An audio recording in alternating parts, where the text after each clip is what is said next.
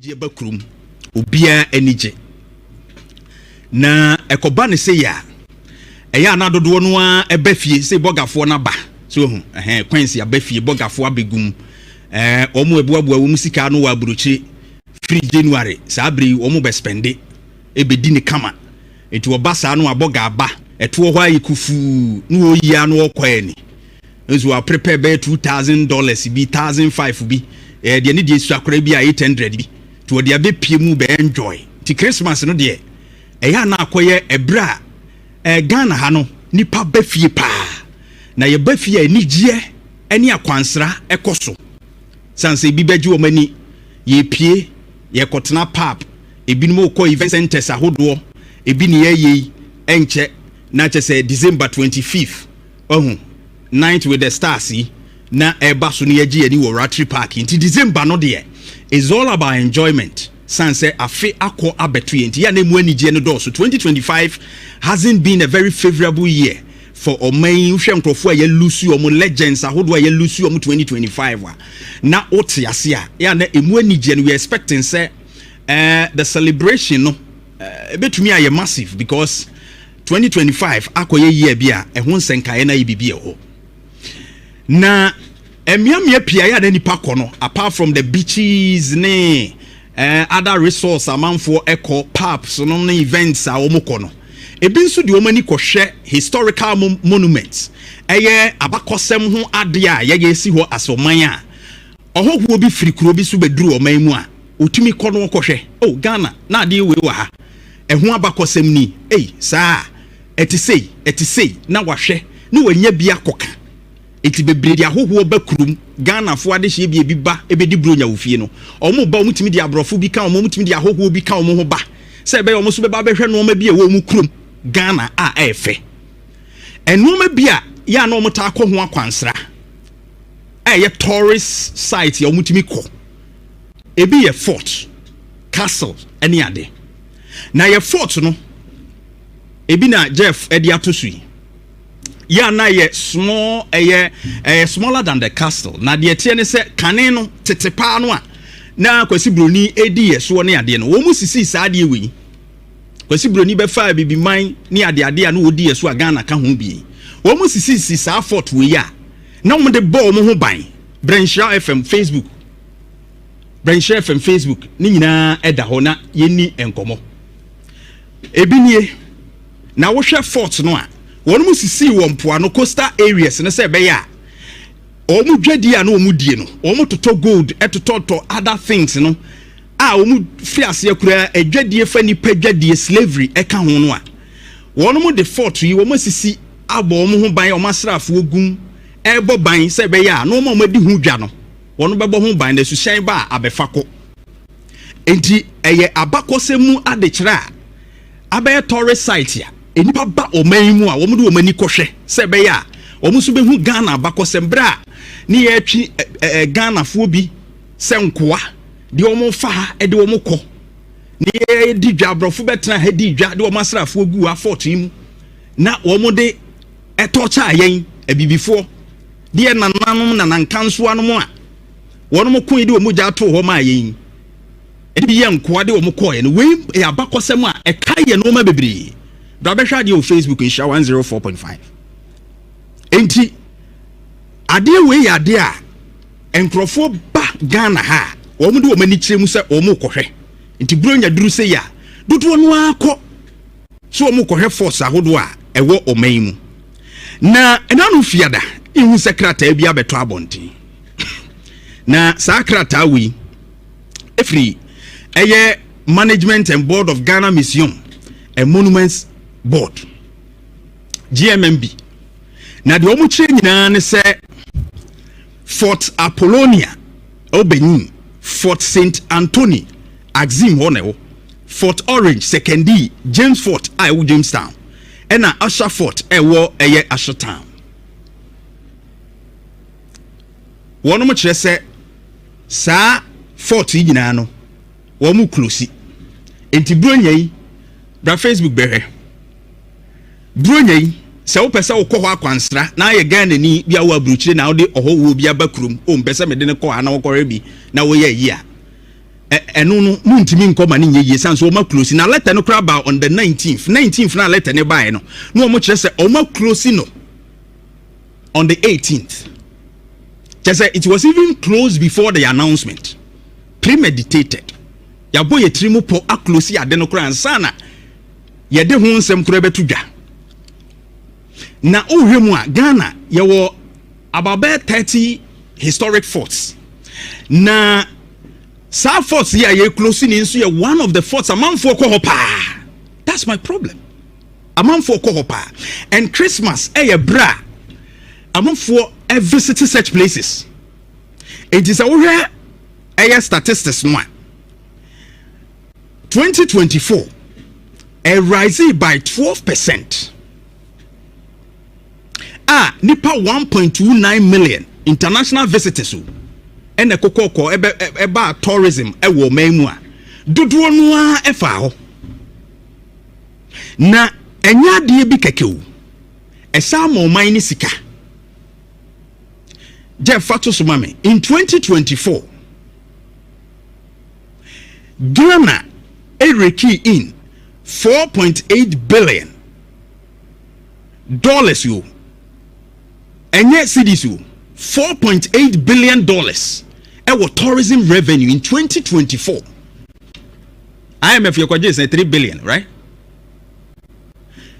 Tourism akwansra ni peba. En ye behwe ebi beko Kintampo waterfalls, ebi beko fort ya ye ka ho asemi, ebi nso beko other areas. That's tourism.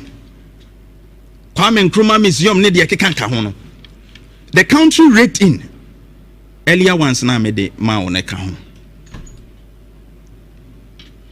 The country rate in 4.8 billion. Chese na nye sika ketwa. Jeff, go back. Me send him out earlier pa. Evidence no Jeff de beto so. O man ye nyesika e di firi mu. Enya de ese ye toto na ase kra. 4.8 billion. Let me resend to you my recent amount currently.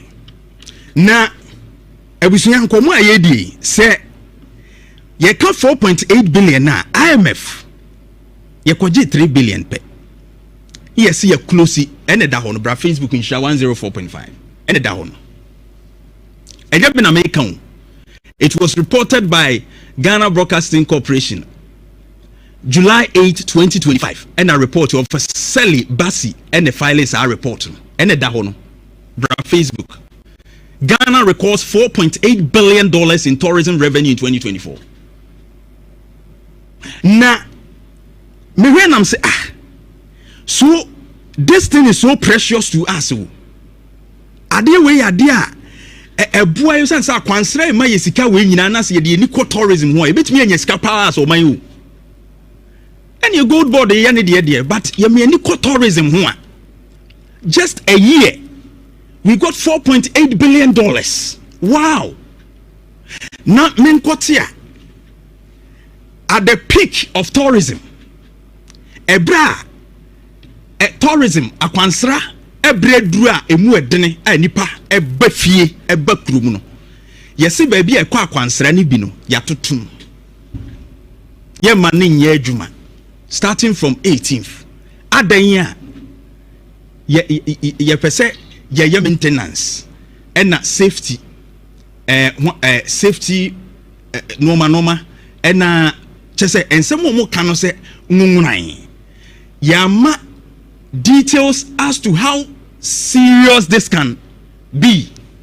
Ebia ya nye within a day or two. Say ni besi nye munti asye. Because maintenance there.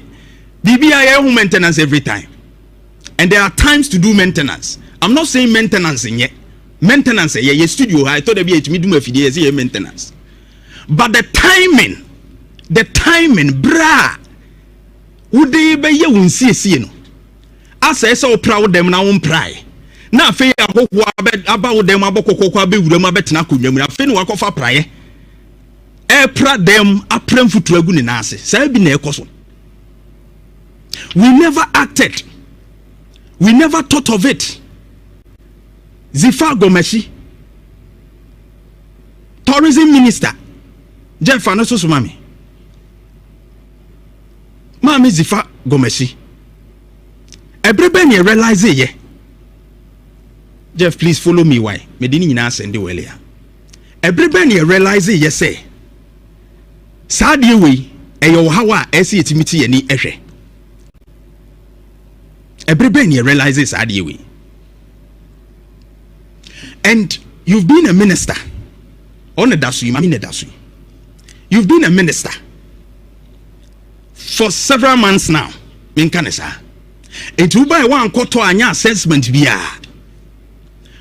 Board on the really I can excuse them kakra because it was inaugurated by you Gombasi just about a month ago or some now we inaugurating and the board on the omuni board on the I can't fault them too much. Mean to me and call Musubebre do woman executive director no and Sasha Krata said but they report to you the tourism minister. And Amibisa said you came before inaugurating this board just last month. And today monitoring now rounds by now call when to me who said there's a problem with some of them which we could start earlier knowing that December na December no edru sabre no amanfo ba kwansra no sabre ni mom ye betu adenim which gives us money. Not only that and crofo area ho nyina it gives them livelihood eba woni madwuma de man crofo omo eto nsuo omo eto aduane omo eto no ma wa around hospitality centers, hotels, guest house. Do you know the kind of revenue a raising man crofo around? And at the peak of tourism, yes, you're closing. At the peak of tourism, December, debut, Adai, for so many months you became a minister. Went me and your rounds and share. And who say bibi koswa enye it must start and tem. Now even at all, have you done the assessment to see say ye ma kwan 2-3 days ya ebia ebebu agunti ene yatum mun kan sa ankyere ebia 2 days 3 days ye ma kwan ebebu agunti. What is the major reason? What is the critical situation here? Utrolete say maintenance ye ne bebia. What is the critical situation here? Emma mu close fort no. It's wrong timing if it's about maintenance. In fact, tourism multiplier effect theory, Keynesian economics, and you are specialists in it. Every city spent by tourists circulates through local economies. So that's what this theory says. So every city will be a kwansra ekotuano and circulate within the economy mesika a bus system. In fact, tourism demands seasonality theory. And so I will say, tourism assets must be fully operational during peaks like this so that it can maximize revenue for the economy. Medical Chair said 2024, we raked in $4.8 billion. What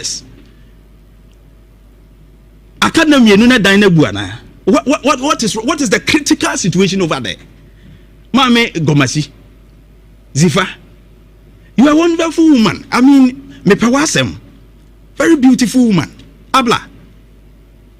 Uba ye, me usan when you bring out tourism, so put no in shape and this at the peak. Akwasi CSL Blankson, Executive Director, GMMB. Edia ne koswo. In fact, Mama Ghana, jese, a man for a ba woman ne do maniato me de wo ko eyi, me de wo ko fort wa ko hwe yi, sese mo amomu nyina very disappointed. And the timing cra mudi information no cra say ba any the reasons behind I mean I think say you too soft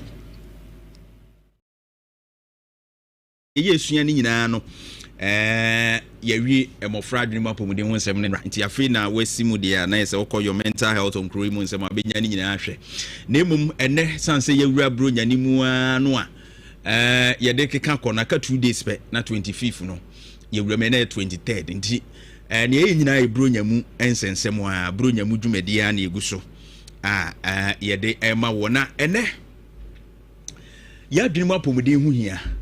In fact, say atete da yeso na no ma bi wo ho no na edane adwendwen si yeso a empempi no ya ma yentimi nya anigye se de ebinim anya bronya imu enka afeto sei no a etwa sɛ ye nigye sanse nya nipa nyina na nya ne sei ye wa kesefo ene atitiriwo a wono mamini ato afempinu ene aduonu enum imu 2025 ye lusu enkrofo bebre legends bebre nipa atitiriwo akese a omo wo man mu a ye lusu omo nya asem keto emu adwomtofo ebi mu amanyofo ene wo mo ekeka ho no kyese nya asem keto na ne nyina mu no e kire ye bibi baako se wote ase ne ye a na se onyame ne pemu se wote ase na se ohusu woni wadi ne ye na ani gye etimi hye wafunu mu ma ba de duru brebi sei no a na ye hwe enoma bebre no a anko yie no enumum ene ye de ye ni esisu bebre ntimi ma ye ani gye ewo eye sa season bi mu sei. In fact abrabo na ye bo no ye wo de be koyi ama ye ne ye wo de enkoyi nti 2025 there are good side of it and an bad side in everyone's life. Ye wo no ma bi a wahia ema wani gye ye eye ni gye se mo kae be mo wani agye ye wo no ma bi so wo a wahia bi a wo chia wo kae a na adane wareho anase adane wo ensem wa etete wo but ene de mpese wo huni se ebi a plans bebre wo a wo fae ewura 2025 mo wo new year resolutions bi a wo ye be ko 2026 bebre nso be resolution 2026 meye we afra say we na meye ya anye ye ebi a wo plan ye but plans na fail empa ye bi akobo ye anka wo hwani mu se be ye answered ehumwa ye emai abrabo na ante ne se de wo pe no ba ni nyina e ka ye se Kristo Yesu a onyankopon de ne kyeye no ebra ode ne ba asase isu no wamfa na ma wa bra asase ye de ma wono awurade o Yesu baaye no wose na bone ahye wiase ma na osuma ne doba kro so obeyi wiase nyina afiri won bone mu entina abrabo no enye sete se emu ede anase wiase mu ede na nyame somae ode Yesu baaye se obeji wiase nyina nkwa.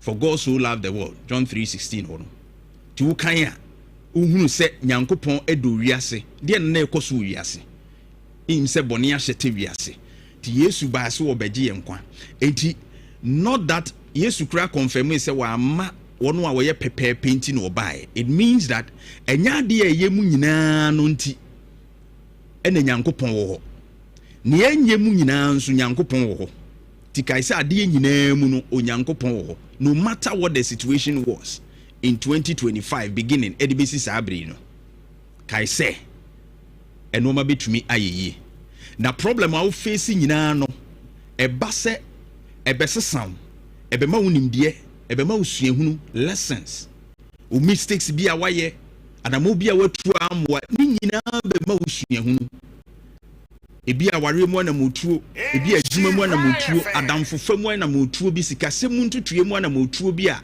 waye mfonso bi a ama kyesenka wunya ya kasa de no ama so kora amfa saa wo hawo no ameto so no susu dwendwen hu bebre na kai hunu se enoma ebetumi asesa na de wo fa mu na masuahu na ebemu wahu na motuo akire nti men no nhye wo so na men no ma wanigye enka wanigye enhye na kai hunu se wonfomso no eye asuahunu ema wo a ebeboa wo daache amu atumi atwitwa age wo ho bra wo behia saa no ma na abi ne mponi ye de wo mu ne se wunya experience and lessons ya eboa wo nso ma wo ye nhira ma afoforo because obi kom na wo hu a wa futuo timi gini pa ne free saa wo hawo dem eti no matter what you pass through 2025 and you bad side of your story no it came for a purpose.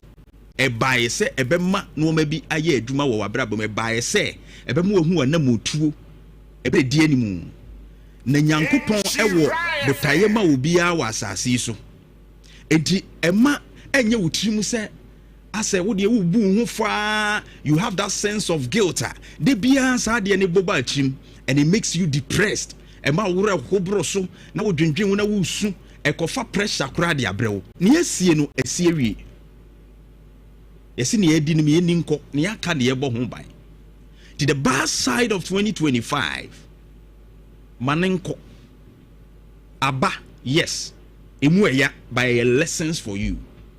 So be who anamo tu abetru ne foforo. E men no nhye wo so mu hu for too much. Ko si se bi no kura wo hono a wo ye ne ho so wo be kana no aduru because of so aduru severe level of depression. Kai hunu said ye ba ye nyina be ma usua hunu na eye for botaye bi nti se wo benya sa asua hunu no de aye nsakira ye daache. Nanso benya sua hunu no so de abo afoforo. Ti facha wo vom so aye bia facha wo ho. De obi so ye wo so facha no. And then move on with a positive mindset. Say ebeyi ye honhom man ntina wadwenem ne fatu anamo ne kai say the fact say one chapter of your resolution na nya adwuma no enche say eno ano no. There are so many ways enyame betumi afa so attend things around. Obu a obi adwuma no ofin say adwuma na be succeed ama no ma nyina atimi be successful ama no ma nyina atimi afa. But amfa eno nche say so much guilty about those steps be a take in no maybe a anko ye no. Nyame betumi afa kwan bi so maybe a contract bi eba a chede bi eba no maybe a nam kwan mu ba no ebeba be sha na ya broso ama abrowa dwene ne wonti ase so enti ade na wo dwendwen de enye no ho nne no wawu ede ho adwendwen enya ho pressure dan say ubeye hofu ubenya nidaso say no matter what it is. The bad chapter is closed. 2025. With the new chapter back with him. Netumi abwa. The good thing is you had a chance to live. 2025 when you kwenya wotiase. And only the here. 2025 sa won kwa na wutimi koba no. That's the most important thing. The you know the man nani baby. Basa won kwa wutimi koba no nko ade etwa se ukai hunu se eni da so ne eni da so ni ho man kra eni de oshada kamrem eti man the bad side of 2025 no emu abam and discourage you towards taking bold step in 2026 tie di ko ye di bro nya nyina no ukai se afi etwa mu bia na no makoyi chen di afi eba mu yi eme no how. A good chapter can still be possible in the days ahead, in the months ahead. It any that so a man in show so na nyese ne oko kan wan wadru because depression ekuntem tibu ani da so empeja said ye 2025 de ba ye nya bia no said ye de papa bi nso ba ye a wo sere ye no saa na saa papa ne mu akese obehia emere de animu nyankopon no an wonim ba bia. What do be a ABC? To rise above your mistakes, rise above the bad chapter, and be hopeful. Say, and no man a better to ye. Afishiapa, Kwansron Kosokra, we your mental health on KuroYiMuNsem Christmas edition, and yede amount.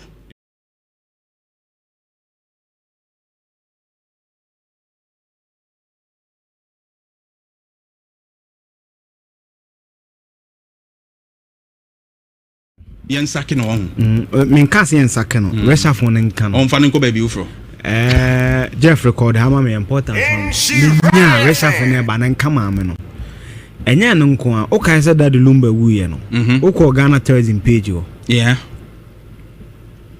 no activity bibia nkoso asante hema yie no na other prominent ne bia akokoso no activity me hu statement na museums for the bands or matter port ni our renovation there renovation there say be only 1 day 2 days be no I don't support it e be betimi abu akunipa ba the question is that January e buy February e buy March e buy April buy February kwa na kwa May e buy June buy July buy September buy August by November by October na November na December yakokwa na wo ye ja na 2024 fa ye be di Christmas na so kopa dan so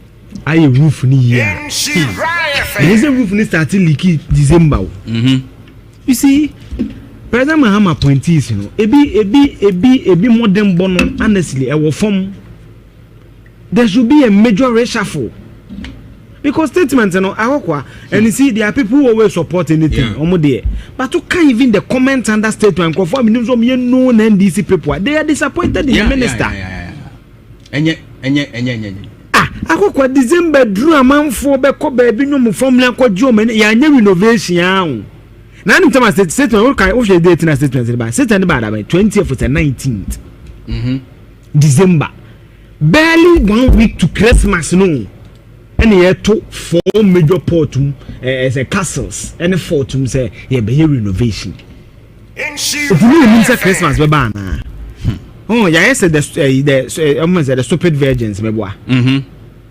yam planning onim se ne ngu besa yam planning President Mahama Shuresafo and tourism minister many sana ya mame gomashi wa ye movie da obi a penasem ba se ahonkeka no wo fom Abranti baba Sadiki 3 music guy say adwo betimi aye na simple ni boy ye wadaland bi on ye na yi o the artist ko gu wuram ko chap info the buy sa banze mu ni to mo man position ubetima tan Kufuado umpenasem ni ade ba one appointee of President Kufuado ye adwuma pa de bia me apart from Professor Kobna Ghana Statistical Service eya branch ya no wo Ghana Tourism Authority no your friends akwasi bibi agema say de ben de ben o ye adwuma the data is there in fact BBC be tell you the buy kra no akokwa who share the kind of nipe ba Ghana. Yeah. 1 point. I gave the stats. 2024. Yeah. 1.29 million. Yeah. 1.29 million. Nipe Ghana nisika almost 3 something billion. Yeah. We have 4.8 billion. This year, what means I say for no those parties be wo. But say for na perform kakra. Ma me no me dey me because people who can say no a mama for disappointed. And another man can say we be all percent fort. This is BBC. This is BBC current story now. Charlie, the number of statistics. In fact, we talk no praise the net professor Kobe Mensa. They say so no Ghana Tourism Development Company. No. Yeah. What say and this man of the question was so prof Bebuano. No applauded last year near course no.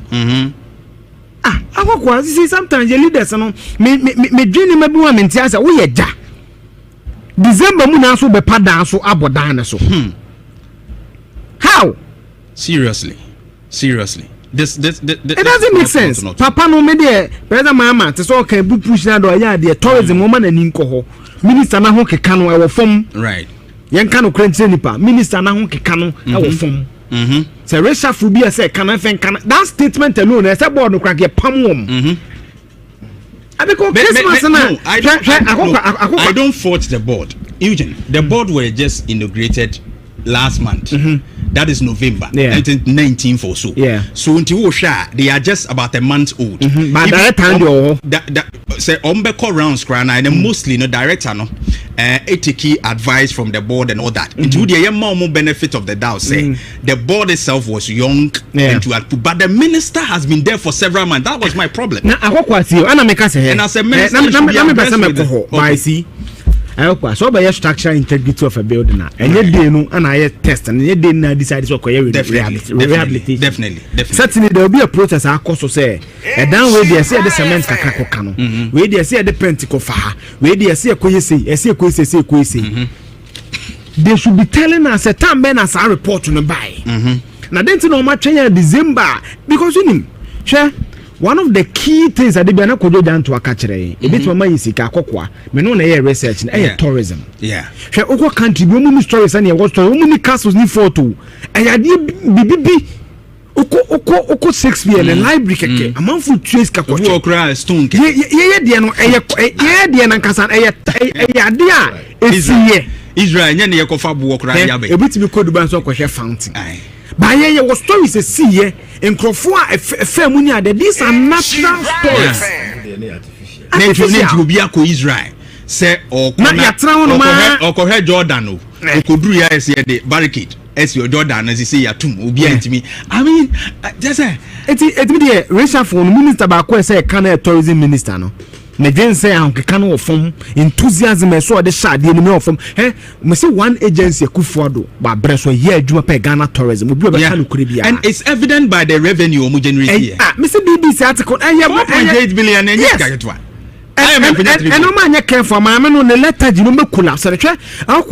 Imagine your coaches here, Oko Debbie, speaker bagger, no Sasabi. Yeah, I'm saying, friend, Daga dance. Yeah, documentary, Jessica, Netflix, the woman can benefit for Trawa, and Netflix have a face can could be. So, you indigenous court now say, not Miss Mini or be quay, bobbing from a monkey sanctuary. Okay, go cry, name one has canty. Sayana nice. BBB attractive BBB. Oh, we need to do this because you see, there was stories I told, and on a month for the maintenance. I real money can I use to bamboo no shows and brocha for no po. Nasa kwada no appear to be renese kedlama. What I say? But someone not a part one as at allowed to be part as a Jamaican.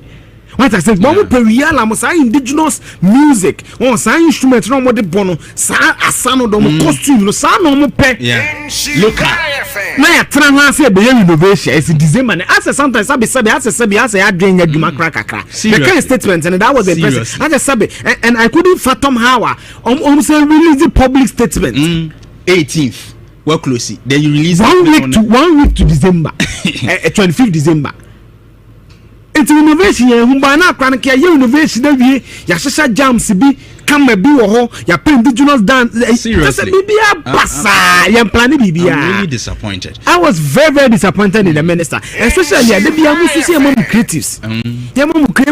This woman is from the creative industry. Can okrepa for politics front December and ya to castle baby a tourism sector in fact places no mutum UNESCO certified fort amount for call power and to him baby a kasi bibi UNESCO certified that say obi bagan and no person nya baby e be ko e be man credibility onso so we the bibi no be na sa ne man bi no mo hwe okọ online ko search baby UNESCO UN aban ni nyina approve say ahade culture papa koso aha betimi akọ aha indigenous culture preservation ni bibia wo ho no yes ya tu. And you see, we need the same thing as the road tolls now. Minister, you did actually say what zero rating. The minister must answer to us. Kwa se nipa 10 grand kwa na embassy there, ya lose revenue. Oh yeah. Financial loss to the state in the bini. Yeah. Seriously. This minister must answer questions. Yeah. Country you be ya the attract near the politics are tough from the name of maintenance. Because you here a Charles as a national theater maintenance one march ani akoye yeah chance November na be ne ho prayer there be adey o man you make think you pesa munye bibia gidigidi man just be proactive ayi kura nso say just be proactive abeku santana mu nyina kura nso on the deputy Ghana tourism just say be dwene ho amentiase oh just be proactive ni and they be an akokwa we always miss an opportunity to miss opportunity. You see, head and could be £100 or crana. And Kababwa. Right. So, me Baba Sadek Abrantiano. Yeah. President Mahaman consider no. You mean that Baba Sadek, no, the music, no, yet the music house, or ideas. Yeah. So, share Ashanti Regional Minister.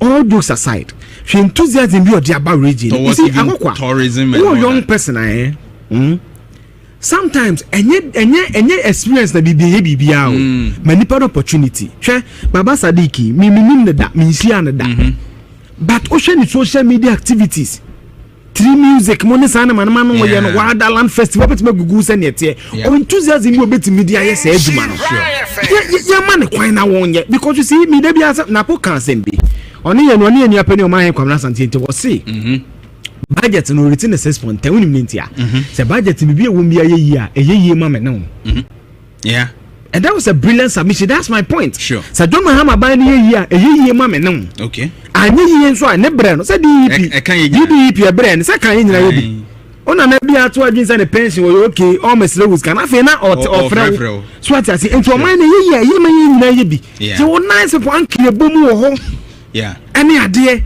omunya se pewe bia de ombemom we not take so politics na ma me no onya de me bia me hu ni yie me ma dwen no oni me disagree fine race for nanka no right minister sibo wa 1 year ba o 1 year technically abani aka some few days na ya trade regeneration ya nyade it's a bad decision at this ya nyade na ha ne use opportunity innovation mo nya innovation papa bi enya bibia mo banya 1 year ne esan be ko na san me ne German fo bi ko kwa me nkroma yi right That kind of pictures nearby. Charlie, I could follow your dear. O call on Kwame Museum. No, I mean, read them. Audio visuals into Urasa Dynama. Kwame Nkrumah speeches no one I will take, and in the videos they Kasachra. Sadly, say could do one. Abrofuno. They are impressed by these things. Some Nkrumah book CDB will be told close to about $500. No, so be say me say. Dubai Melton Foundation. No more my year tonton Ghana. Mekoye media repertoire ma. When you say you call art center. Na me call order. Ye entirely ya. Akoko he na African way. How many times am she foreign eh? Once that am she fugu. The African way at 350 no atobi to be 10 Indian ni be. No atobando sanya manema no. Because of your decision, and your leadership, they be able to take a decision and inside decision in the larger scale. Right. So, God, no Kobo brand, do be better. If you know the Kota Kukubia man from one Sikabono, livelihoods, President Mahama and Ninkosa ministry. Sure.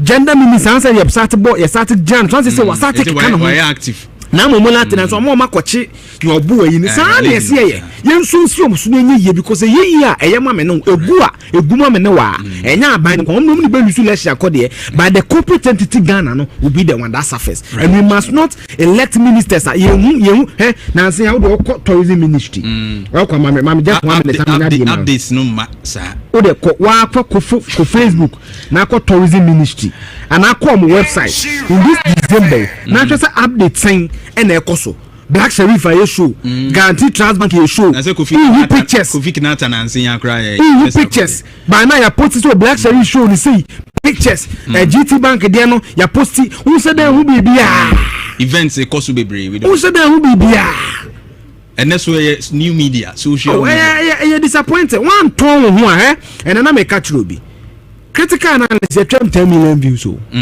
and kakran social media na won obi awo enti wo minister no nka 1 minute bia wo map the Black Shadow show no and bi bia wo ma certain update bi wo dey to inform bi unim private media houses makope address say bibia no wa Black Shadow show no yen Kofi Kinata made in tadi bibia ni ho kwaku smoke aya revive a beautiful concert skate ni ade bibia ni ho what for social media for be month be 5 the camera be no mo did one chicha be na you building excitement tourism centers crowd there say monya media guys kakra bi wo area where there cause every day people come in and out eti mu benya events post no be headless YouTuber.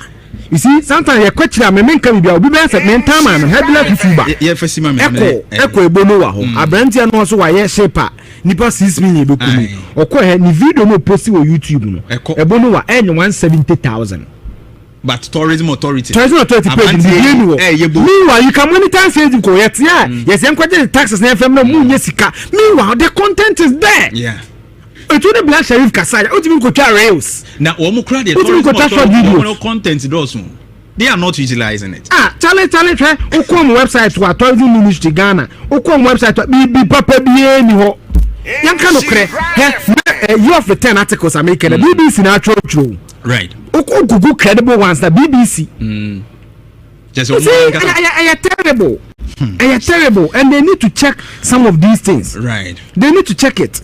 Last time on Posi Okowa latest story last one Posi November 20th current here but no near then Ghana fashion industry 2.4 billion contribute 3% in GDP. What's it November saying? December 20th sorry December 20th okay. Pictures no because I know na attracting tidal waves here mayor where mu fu ya yi and attracting me ma until next time next year tidal wave no me say ma to ticket ato ho obeko ma ba to ma catch mum chat ticket there wa wa em wa wo until me you you know say to the fact checker yen sake no me nka yen sake no resha phone nka no on fa nko ba bi ufro Jeff record how ma important phone nya resha phone e ba na nka ma me no enya no nko a o kan say that lumba wuye no o ko Ghana tourism page o no activity bibia nkoso asante hema yie no na other prominent na bia akokoso no activity me who statement na museums for the bar so much to port in renovation there. Yeah. Renovation there say be a 1 day 2 days be no. I don't support it. E be a bit me work on it. But the question is that January a buy, February a buy, March a buy, April buy. If we book May, a buy, June buy, July buy, September buy, August by November by October na November na December. Jakokwa na we ja na 2024 for ye be Christmas na so kopa dance. Aye roof ni year. This roof ni start leaky December. You see, President Mahama appointees, you know, ebi modern bono honestly e wo form. There should be a major reshuffle. Because statements, you know, and you see, there are people who always support anything. Yeah. But you can't even the comments under statement conform some known NDC people. They are disappointed in the minister. December drew a man for Beko baby no formula called German. Ya renovation. Now, in terms of statement, what kind of date in a statement about 20th to 19th December. Barely 1 week to Christmas, no. And he had 4 major portum as a castles and a fortum say, yeah, be renovation. If you mean Christmas, Babana. Oh, yeah, I said the almost the stupid virgins, my boy. Yam planet. Yeah. Yam planet. Yam planet. President Mahama should reshuffle. And tourism minister and minister na yama me go mashi wa ye movie da obi a penasem ba se ahonke kan wo fom Abranti baba Sadiki 3 music guy say adwo betimi aye na simple ni boy ye wadaland bi a one ye na yi ode artist ko gu wuram ko chep info or the buy sa banze muni nto mo man the position ubetimi atan Kufuado penasem ni ade ba one appointee of President Kufuado ye adwuma pa de bia me apart from Professor Kobna Ghana Statistical Service eya branti ya no wo Ghana Tourism Authority no your friend is akwasi bibi agema say de ben de ben o ye adwuma the data is there in fact BBC dey tell you the buy kra no akokwa who share the kind of nipe ba Ghana. Yeah. 1 point. I gave the stats. 2024. Yeah. 1.29 million. Yeah. 1.29 million. Nipe ba Ghana ni sika almost 3.something billion. Yeah. We have 4.8 billion. This year, what means as a full year, no those parties be come. But as a friend number from Kakra. Mama no me dey me because people who can say no. A mama for a disappointed. And another man can say we do all percent fort. This is BBC.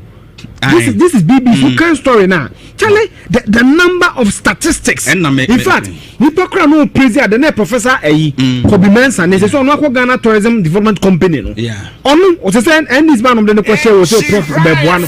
No applaud last year near course no. Akokwa see sometimes the leaders no me dream me bi wa me ntia say wo ye ja. December mu na so be pada so abodan so. How? Seriously. This it doesn't make sense. Papa no me there. President Mahama te so kan bu push na do ya there tourism woman na ninko ho. Minister na ho keka no e wo fom. Right. Yen kan no krenche nipa. Minister na ho keka no e wo fom. Say reshuffle bi say kan fen kan. That statement alone e say board no crack ye pam wom. I don't fault the board. Eugene, the board were just inaugurated last month. That is November 19th or so. Yeah. So until they are just about a month old. But that time say ombeko rounds crana and mostly no director no key advice from the board and all that. Until the more benefit of the doubt say the board itself was young but the minister has been there for several months. That was my problem. Now and as a minister I see. So by structural integrity of a building and yet they know and I test and yet they decide to rehabilitation. Definitely. Certainly there will be a protest I also say a down where they say the cement kakako cano where they say the penticle fire where they say a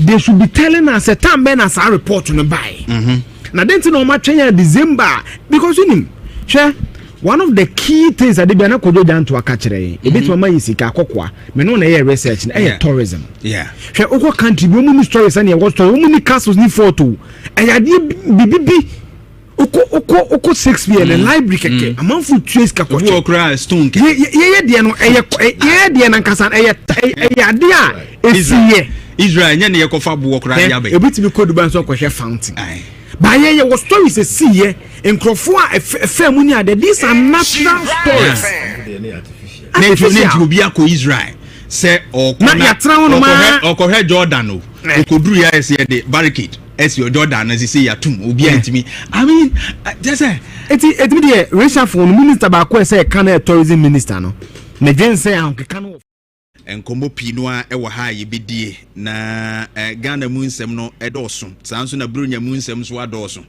enura me fa kurum na nya ni behwe omo e won kran so de no ma bi sende me na enya asem ketua o wo de behwe ni nyina Burunya breni kokoko so enya asem ketua won kran ho na afi kura kumase mia metisi kurum enura na me ho kyerɛkyerɛ me no ye bedi nkobo.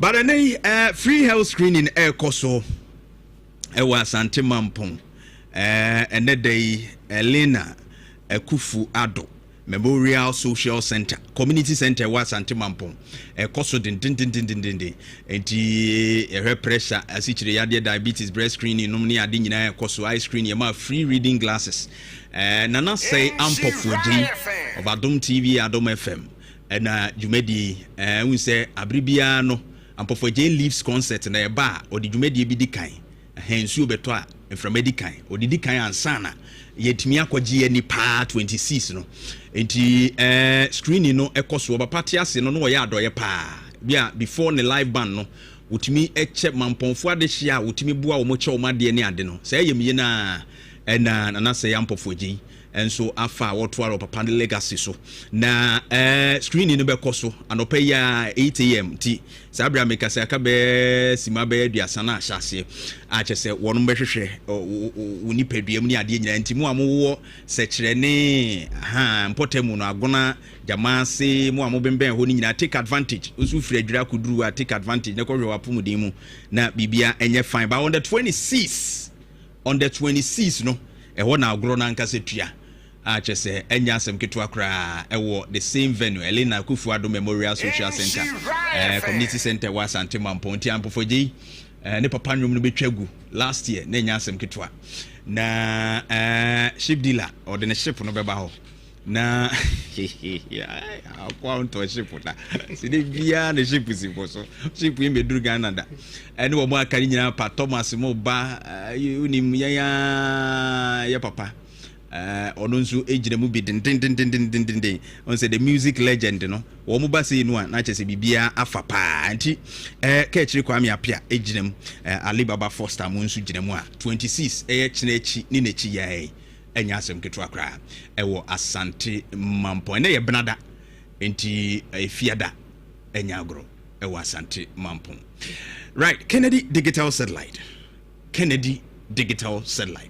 baby a Burunya idie me se ema bibia hia wo TV mani hia eba dem no ma pa de na mani hia wo a na mi se wankasa wa na apese hia because ade we no wankasa no ayefo Kennedy digital satellite Kennedy bra na bibia boko de mi ni ogo ya mi aro ne Bible decide na che bio bra Kennedy ni obapa ano pe omuti right and the director ni Ahofe Belinda oba politi wow wonderful omo se me in chakese pa film so na omo family wow oni o crew mi backstage omo ye dwuma no de bi anya mi nhira no so pa ami na onkoso antre na him Ghana ba bia branch ni bi nru ye kra no afese se ye nkasa no na chese ba bia Kennedy ni pado ba bia Ghana ba bia Bra, yenke jengume. Yeah, what him say for the past years, I mean over 10 years, and Nyamia Dum Kennedy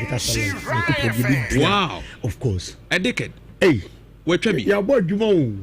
Your boy wow. Me way back. Me we school him say me na me use the code that.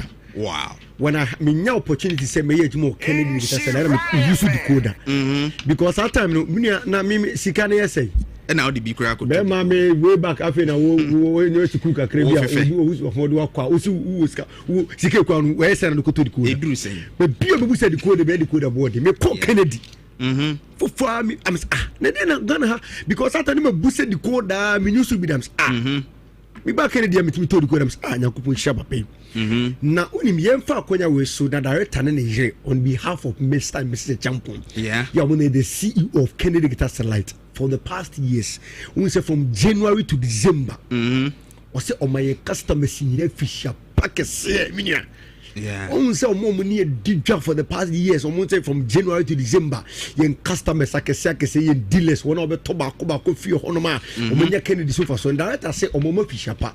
Na nyankopon he omo so na won kro mo no fo mo na mo siye sure na afifufu e be vami ni ma papa e be free Kennedy ahwe ya ba no obi amra wona wo ba yo se ho abetone mada wona wo ma yo se ho betone mada wona afi no waye wadwene se oba free se wate se e ho na air condition wo for ho na TV ni fridges and the captain I ho wo for no Mr. Kennedy wona ne ahofe Belinda Kennedy omo se omo obi bia e fi shapa na nyankopon kra bia nyankopon di to bia na mo siye ofo bia fi adum enko adum enfo kwa dum minia ntano pe bia director obi a so bia fisha pa nyaminsha no bu sa ono bi sa e di se na mi bu nyade we bi bu nyade mi srew ye de ni nyina agutu bu nyade ni ye che ne enne e firi ne kwa ekopim se afin me ko na wi ye che bu nyade no e wo Kennedy digital satellite e firi se unim se Kennedy nkwa na ba Kennedy ahye no ma ubenya air condition 2007 wow Minia on say wow na JuNsem wow e Kennedy nkwana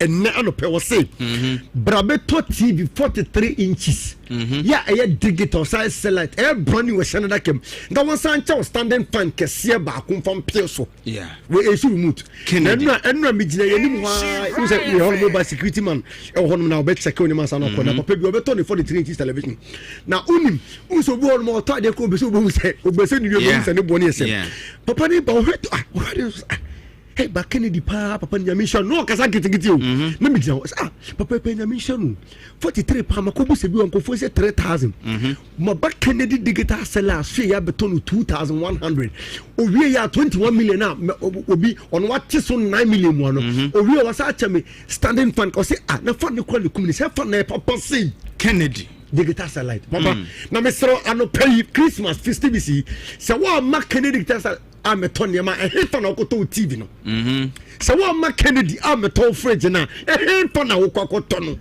se wa ma Kennedy ameton air condition no kettle no iron no blender na ehfa pa na okoto no December obi say ni TV abone dem no o say o here 60 obi onu so obi onu here for the o shoot 43 o say December o pe 65 na 65 inch television Kennedy satellite na obeton wa meton wa hono ma ehfa bi na okoto no edi enti be to share for multimedia na ye chase se say e free Kennedy digital satellite na papa ne buofo obi so petisi of 50 inches mi se bra e bi ho per smart TV obi so petisi of 55 inches Kennedy digital satellite yes bra bi ho obi so per 65 inches television TCL Kennedy se bra bi ho na onim the biggest promotion ever e ko so wi ase no anope ko so Kennedy ahwe the biggest promotion ever on home appliances no e ko so no pe wo Kennedy ahwe timi srew America 10 na traffic na nchew America 10 air condition 1.5 horsepower brand na ye Nasco ni pato ya 2700 o he fa na ubenya Nasco air condition 1.5 horsepower ya ye 2700 million me say wunye bo bia I bet with my life me say me bo say baby ni obekọ ubenya sa price we be da ni mum Kennedy dey say ye dwini pa ho dwen Ghana money santimani wiase ma nyina ho nti yes ye me my air condition boy fu no bi atumi atobi Kennedy yes ye me TV no ye me money boy fu no be atimi atobi Kennedy uzi TV no say nyamia no start TV no so bi yeah but on 32 inch television Mr. Kennedy say festivities here ye komu ibronya ya nipa eji omani mesron komo fani be jimpani fani be chi e de mani bi hono me koso obiase be bi hono ma wontimi ko bi be hwani nyina o TV so e so me ni TV bone dem enye so kenye onya bi ankompo be bi obeko bi TV ne bo dey 32 inch television omo de 1006 ni 1007 Mr. Kennedy say baby awo Ghana ha bia promotion kase ekoso wiase ekoso Kennedy afie ho say home appliance part of the biggest promotion ever e bin si wiase da ekoso Kennedy afie ho it was it at the television no yensante wole so biem no bia ntumi tobi obi bu some TV no say na bra ka price in part show 32 no 999 pato tell me 999 Ghana cedi it is scan Mr. One 1000 it is scan 10 million ba we be necessary dia ko fie baby awobia baby fabrica tente na dia de Mr. Kennedy say you woni pododo no mo so mo dwuma mo yeso mo tu TV ni bi ko ton bi se media me so me ye dealer Kennedy me to bi obo di sango me to bi okolongo me to bi ohehe me so me tu bi koton baby awu free baby ana Mr. Kennedy tasala wu ya hwe honoma wu ye dealer na obetu koton wa yesa te wo so baby obu say for telephone number tututa o say for telephone number tututa Mr. baby obia the Messiah no play the biggest promotion ever promotion kese BC we say that e ko so Kennedy ho e di 32 ni atebo no so 999 Ghana cedi enu 1000 so we the 1000 ba be mo say wa de Kofi Kennedy air conditioning ya tebo so from 4 and cotton 3005 impo me say obi fast kwanda no watinchera air conditioning about 2700 1.5 for Brandon Nasco obi ani sena skoro to on to so ti de bia me kasa me se Kennedy digital seller won to me ya number say di dwan me so baby obi tie for telephone number na from Mr. Kennedy sisi o say on one kwa telephone no be dinkita ho na de bia o pe bia o pese de be mane wa ya de be mane wa bia wo bia nation with across Ghana number so no e 0244 385 128 but number ni bia 0244 385 128 Vodafone is in Vodafone phone the 020 765 3031 020 765 3031 Mr. Famika Tebra Mr. the biggest promotion ever Christmas in Mr. Kennedy say what the ten and you say obi say na do junior say konye deep fridge be Christmas Mr. Kwade be yedwuma be ko be deep fridge boy to America anyway deep freezers tabletop fridges double door fridges ye ni nyina bi o Kennedy digital seller ahye honum nation with across Ghana ya ye dia no e bo ne ya tempo so ma na fofofofo sika ketu bi o de ko be wantimi anto deep freezer no sika na ekro no ya ko be wantimi anto table top fridge sika na ekro o ko be wantimi anto double door no Kennedy se fasa sika ketu no to bra Kennedy na to na o be nyam faso de akofie bro nye dia na o perfect home appliance o be sini dia standing for bra Kennedy ahye ho o be sini dia ceiling fan me se bra Kennedy ahye ho o be sini ko nya Kennedy digital seller portable fufu ande machine bia ko de be yisu ofie me sero America tante bra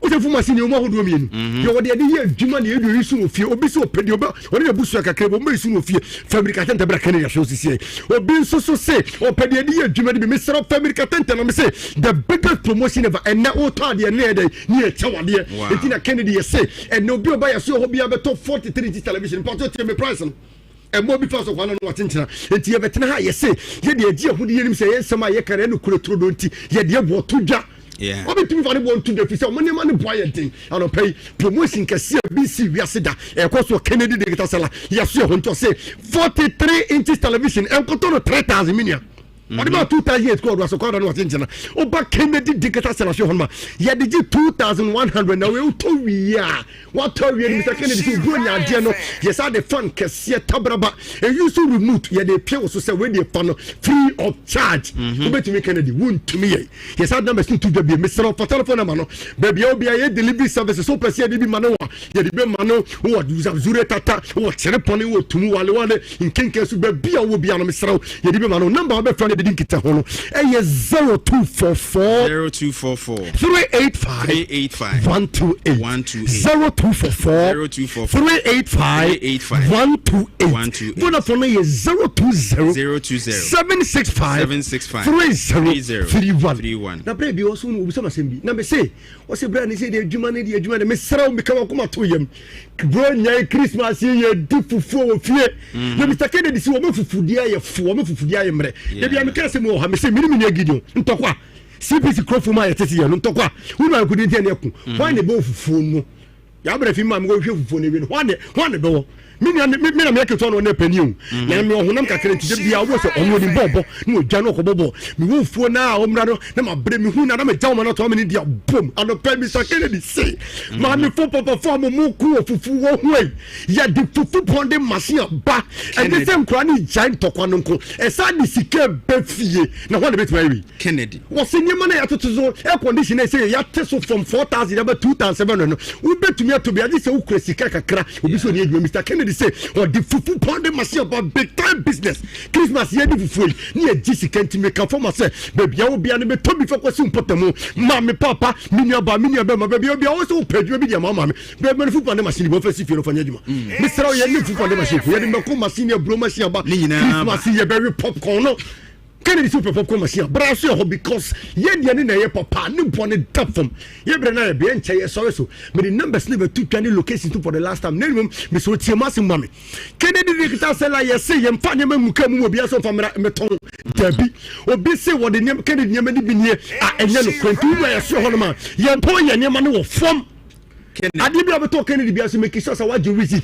air condition 1.5 2700 brand near Nasco hotoso brand papa 2700 no what you receive for 2700 Kennedy so say you stamp so receipt no yes I say chief fefe na 32 ni ase hwa bonus yes sorry so me tie 32 na nkoto no 1005 ko ba Kennedy ahwe wa 999 Ghana cedi pe wo de 1000 Ghana cedi na it is kind of 10 million wo de ba wo change assistant Kofi na mum 23 ndi wo to 2100 yes I the standing fund kasi yes I the pay so free of charge me so bi say na mo location we am for hello mu say me pa to pe Kennedy ya shita Ghana mo bia Kumasi adum Kumasi baby o free baby o be see adum also pe family plaza built no obi say Kennedy never ni bi to be na kore make sure say you are at our premises we do robo say banners bobo we say yes some of fefe boy store nim kese na momo ye confused the telephone number for the last time friend make sure say we ho ade na auto no visit promotion e koso ya tete ne man so different all fridges all tabletop ni nyina ya table no say free say yes Christmas idea ye mo bi official pa ye bronya de no na yes ade pem so if say ye man no ne boy for numbers no ye the two locations no be so adum family plaza building no Frabosano Jantuah man of from and California now much wager old barrier kokuro bi tejansi traffic light nasi pay for send for so we go turn na ya mo home show come adie bi efe home plan say your TV say your free obi say Christmas we pedi code bi ato but Kennedy show be bi nyato me so patasi ya Adum house Kennedy Junction patasi Adum house Kennedy Junction Frabosano ko Adum family plaza building Frabosano ba numbers no na sorry to me so if you say promotion no cost ntie ko hwe nipa no numbers no ye 0244 385 128 0244 385 128 Vodafone ye 020 765 3031 promotion kese no koso ya tete fridges nti bi nyina so timi na ko ese tie say home appliance e ho adeba itirimpa e hepa na yokoto ne mani Christmas Kennedy digital salamina kwa na mishra pa official package pa Mr. Kennedy edimo bibia na mishra. Thank you very much. Kennedy Digital Satellite. Ebusuyen kope no ma papa nto hwa na benya de fo na sanso eye papa. Happy birthday to Millicent Sifa Anoche. Special happy birthday to you, Millicent Sifa Anoche. ECG headquarters airport runabout ena o happy birthday to you. And next one na oba adwa sika owusu. Onya 1 year on a bonebo kamano. It is a woman on birthday in a year. Happy birthday to mommy, happy birthday to a daughter. Your mom happy birthday. We free wukunu Elvis or your accountant or Nightingale Educational Complex. Also my happy birthday. Yamin show no nya okesepa on nkwalana kanina na onkoswa ma nkwatentia hodi ewum. Abusia enkomo ofie. Yebedi nkomo pi na bronya eba. Enti bronya mu nsem bebre no ahyase. Enche medane me ho ba yebedi nkomo. Eno ma ewo krum ne ekọ saying na situation ankasa te enra me amiti sikrum minya reports ni bisu from nkran any other areas ni nyina no yebeka abomu adi nkomo amamra 1992 constitution over 30 years we want to review Mampeniti committee ehonsem so aba kakra not too much of it but yɛbɛbɔ a bit of it kakra di mu nkɔmmɔ kakra na afei yɛtumi ama kwan so ama abambere pa sɛdeɛ ɛsɛ na ɛfata nti afihia pa yesu yɛ nkwabodo nti yɛ ama unhyia bodo no so entonwu ekunafoɔ ne nyanka so ɔnze yɛkɔdi bro nyan ebi mu wɔ ɔmo to ɔmani ɛnto bi anim but nkwabodo no enti ya to bi mom so ɔmo nidi nyankwa enti mentena se ɛyɛ sika aduane ntade books toys bibia pɛsɛ ode bu abia no ubetumi di abana Inshira Love FM ɛyɛ Inshira Bodo 2025 de no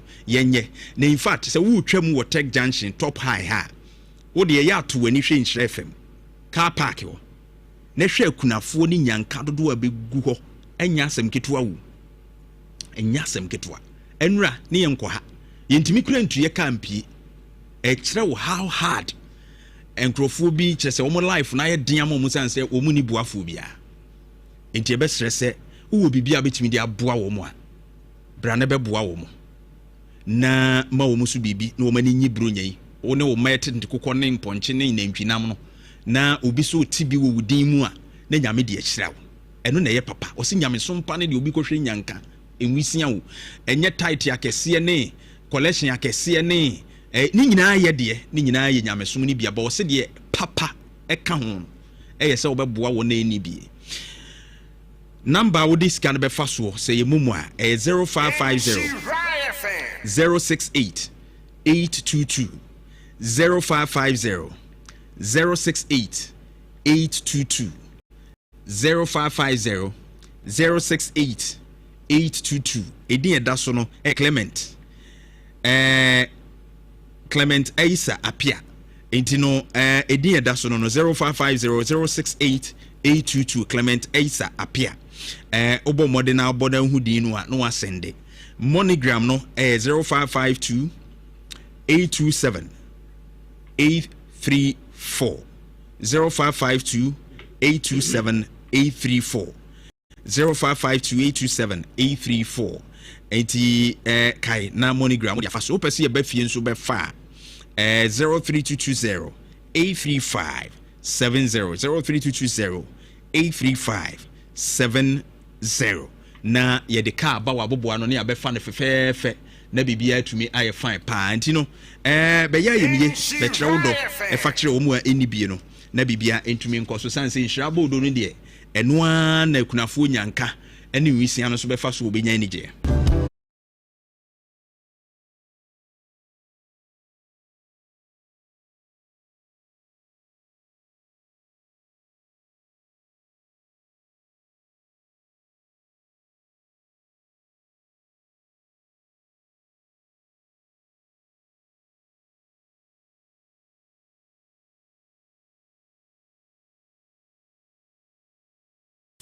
enthusiasm so the shade you know from me say one agency kufuado ba breso here adwuma pe Ghana tourism obi oba kan kuribia and it's evident by the revenue omo generate here me say BBC article 1.8 billion and yes.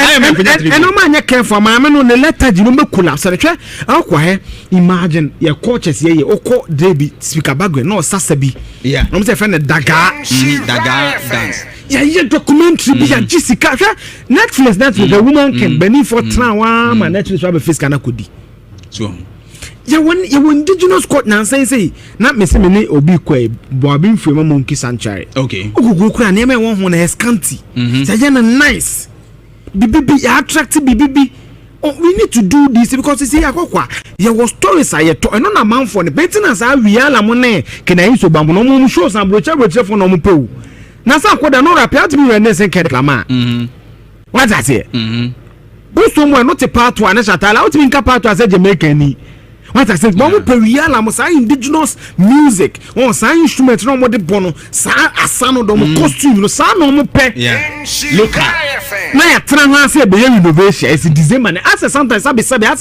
ya adwen ya dwuma krakakra the kind statement and that was the impressive as sabi and I couldn't fathom how say release the public statement 18th well close then you release 1 week to December 25th December it's innovation humba na akra na ya innovation na wie ya hyehyɛ jams bi come be wo ya pay indigenous dance. Seriously. Bibia basa ya plan bibia. I'm really disappointed. I was very, very disappointed in the minister, especially the Biamusi among the creatives. This woman is from the creative industry. Kanokrapa for politics December and your two castle. Baby a tourism sector in fact places no mutumun UNESCO certified fort amount for call power and to him a baby a case be UNESCO certified that say obi bagan and no person nya baby a be kwa be man credibility also so we the baby no be na as animal be no mo hwe okọ online ko search baby a UNESCO UN aban ni na approve say ahade culture papa koso aha betimi akọ aha indigenous culture preservation ni bibia wo ho no yes ya tu. And you see, we do the same thing as the road tolls now. Minister, you did not try to say what zero rating. The minister must answer to us. Kwakwa se nipa 10 grand ekwa na hendo sidia ya lose revenue. Oh yeah. Financial loss to the state in the bini. Yeah. Seriously. This minister must answer questions. Yeah. Country you be ya the attract near the politics are tough from the name of maintenance. Because here a Charles as a national theater maintenance one March ani akoye yeah chance November na be ne ho prayer there be adey o man na marketing think yem person munye bibia gidigidi man just be proactive ayi kura nso say just be proactive abeku Santana mu nyina kura nso on the deputy Ghana tourism ayi say be dwene ho amenti ase just be proactive ni and the Biana Kokwameka, we always miss an opportunity to miss opportunity. Yeah. You see, Eden and Kobiko no could £100 or crana. And Kababwa. Right. So, me Baba Sadeka Brantiano. Yeah. President Mahaman consider no.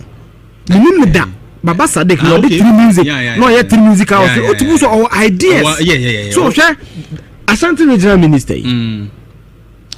All jokes aside, she enthusiasm be of the Aba region. You see, tourism and young person, sometimes any experience na bibia o many part opportunity hwe Baba Sadiki me da me nsia na da but ocean social media activities tree music money sana man no ye no Wonderland festival bet me gugu se ne tie o enthusiasm you bet media yes e duma no ya man kwan na won ye because you see media bia na po kan sembe oni ye no ni apani o man kwamna santete wo see budget no return 6.10 unim nentia say budget me bia won bia ye ma me no yeah and that was a brilliant submission. That's my point. Sure. So John Mahama ban ye ma me no okay anye ye nso a ne bre no say DEP e bre no say kan ye nyina ye bi ona na bia to adwin say the pension we okay almost levels can afi na offer so at say into man ye ma ye nyina ye bi so one nice people ankire bomu wo ho yeah any ade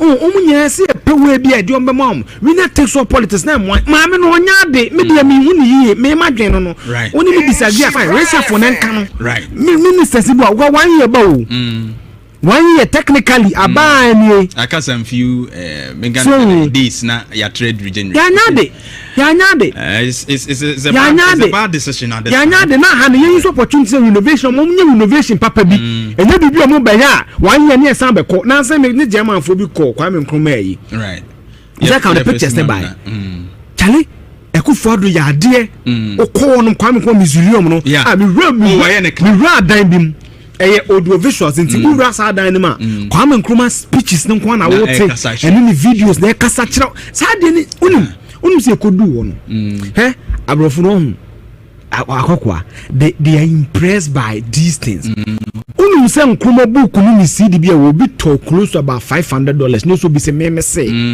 Dubai Melton Foundation no mo ba my year tonton Ghana mekoye media repertoire ma wo nyi se wo ye ko art center na me ko woda ye ntaalie ya akoko he na African way how many times am she foreign yi wonsa da am she fugu ya African way at 350 no atobi to be 10 India ni be no atobando sanya manema no the young Kobe be told you who woman na na eden abono because of who decision and who leadership akokwa they be who take decision and inside decision wo na the larger scale right so guard no no ko bobra na do bi betep no e be no de kota kuku bi ma na fama won sika bono obi okotunsu livelihoods na hodo a president Mahama man na ni nkosa ministry sure gender minister answer you start Jan so say we start kind of active na momola tenants o mo makoche your boy yin sa na ese ye yensu nsi omsu na enye because ye a eyema me no eguma me ne wa enya aban ko no ni be lusu lesia akode by the corporate entity Ghana no will be the one that suffers and we must not elect ministers yehu na say how do tourism ministry welcome mama just 1 minute updates no ma sa o de wa ko Facebook na ko tourism ministry and I come website in this December na just update saying and ekoso Black Sheriff a show Guarantee Transbank a show pictures Kofi Kinata na nsinya kra pictures by now ya post so Black Sheriff show ni say pictures GT Bank there no ya post who said who be bia events e koso bebre we who said who be bia and that's where new media social media disappointed one ton ho and na me catch robi critical analysis 10 million views so and kakran social media na won obi awo enti wo minister no nka 1 minute bia wo map the Black Sheriff show no and bia wo ma certain update bi wo di to ton info bi wonim private media houses makope dress say bibia no wa Black Sheriff show no yen Kofi Kinata made in tadi bibia ni ho kwaku smoke aya revive a beautiful concert skate ni ade bibia ni ho what for social media for be month be 5 the camera be no mo did one chichwa bi na you building excitement tourism centers crowd there se mwanya media guys kakra bi wo area ho ade cause every day people come in and out enti mu benya events and post no be headless YouTuber. You see, sometimes you question me men can be obi be say men time am headless YouTuber. Yeah, fasima me. Eko ebono wa ho. Abrantia no so wa ye shaper. Nipa 6 million be kumi. Okọ ni video no post wo YouTube no. Ebono wa enye 170,000.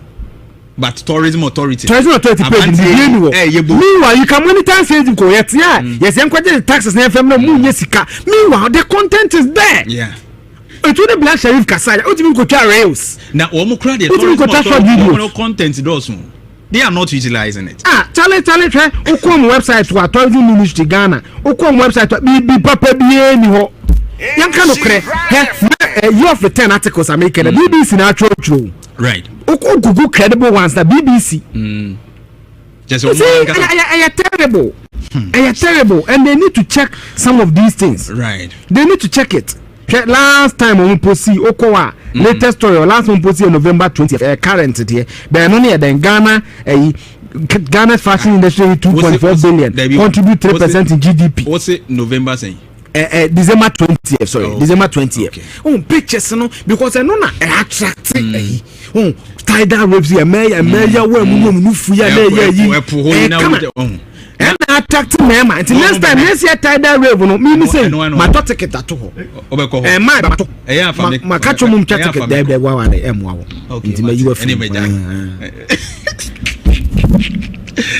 You know say to the fact check. Yen sake no ho me nka se yen sake no resha phone nka no on fa nko ba bi ufro Jeff record ha ma me important phone nya resha phone e ba na nka ma me no enya no nko a o kan se that the lumba wu ye no o ko Ghana tourism page ho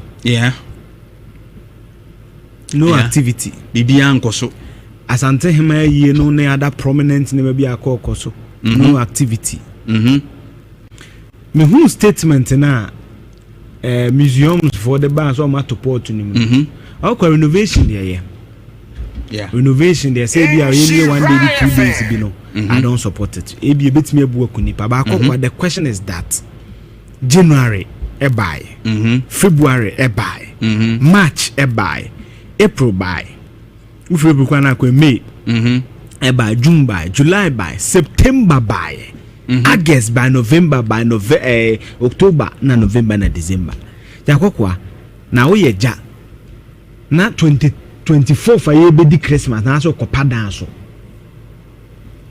aye roof ni year is a roof ni start leaky December you see President Mahama appointees you know ebi modern bono honestly e wo form there should be a major reshuffle. Because statements, you know, and you see, there are people who always support anything, but you can't even the comments under statement conform known NDC people. They are disappointed in the minister. December drew a man for Beko baby no formula called German, renovation. Now, I'm telling you, statement, what kind of date in a statement about 20th or the 19th. December barely 1 week to Christmas no and he had to 4 major portum as a castles and a fortum say yeah be renovation if you mean Christmas bana oh yeah said the almost the stupid virgins me boy yam planning yeah yam planning onim se nengu besa yam planning President Mahama should reshuffle and tourism minister many san e ma me gomashi wa ye movie da obi a penasem ba se ahonkeka no wo fom Abranti Baba Sadiki 3 music guy say adwo betimi aye na simple me boy ya wadaland bi o ne ye na yi o de artist ko gu wuram ko chep info o de buy sa Abranti mu ni nto mo man position ubetimi atan Kufuado ompenasem ne ade ba one appointee of President Kufuado ye adwuma pa de bia me apart from Professor Kobna Ghana Statistical Service eya branch ya no wo Ghana Tourism Authority no your friends akwasi bibi agema ye say de ben de ben o ye adwuma the data is there in fact BBC dey tell you the buy ekra no akokwa who share the kind of nipe bag Ghana. Yeah. 1 point. I gave the stats. 2024. Yeah. 1.29 million. Yeah. 1.29 million. Bag Ghana needs almost 3 point something billion. Yeah. We have 4.8 billion. This year, what means I say full no those parties be wo come. But say free na ba form kakra. Ma me no me dey me because people who can say no a mama for a disappointed. And another man can say we will percent fort. This is BBC. This is BBC current story now. Charlie, the number of statistics. In fact, Nipokra no president the net Professor Kobi Mensa ne so no Ghana Tourism Development Company no. Yeah. Onu o say and this man of the question was so prof Bebuano. No applaud last year near course no. Ah, akwa see sometimes the leaders no me dream me bi wa mentia say wo ye da. December mu na so be pada so abodan so. How? Seriously. This it doesn't make sense. Papa no me there. President Mama to so can push na do ya there tourism woman na ninko ho. Minister na ho keka no e wo fom. Right. Yen kan no krenche nipa. Minister na ho keka no e wo fom. Say Resha Fubi say can that statement alone e say board no crack ye pam wom. I don't fault the board. Eugene, the board were just inaugurated last month.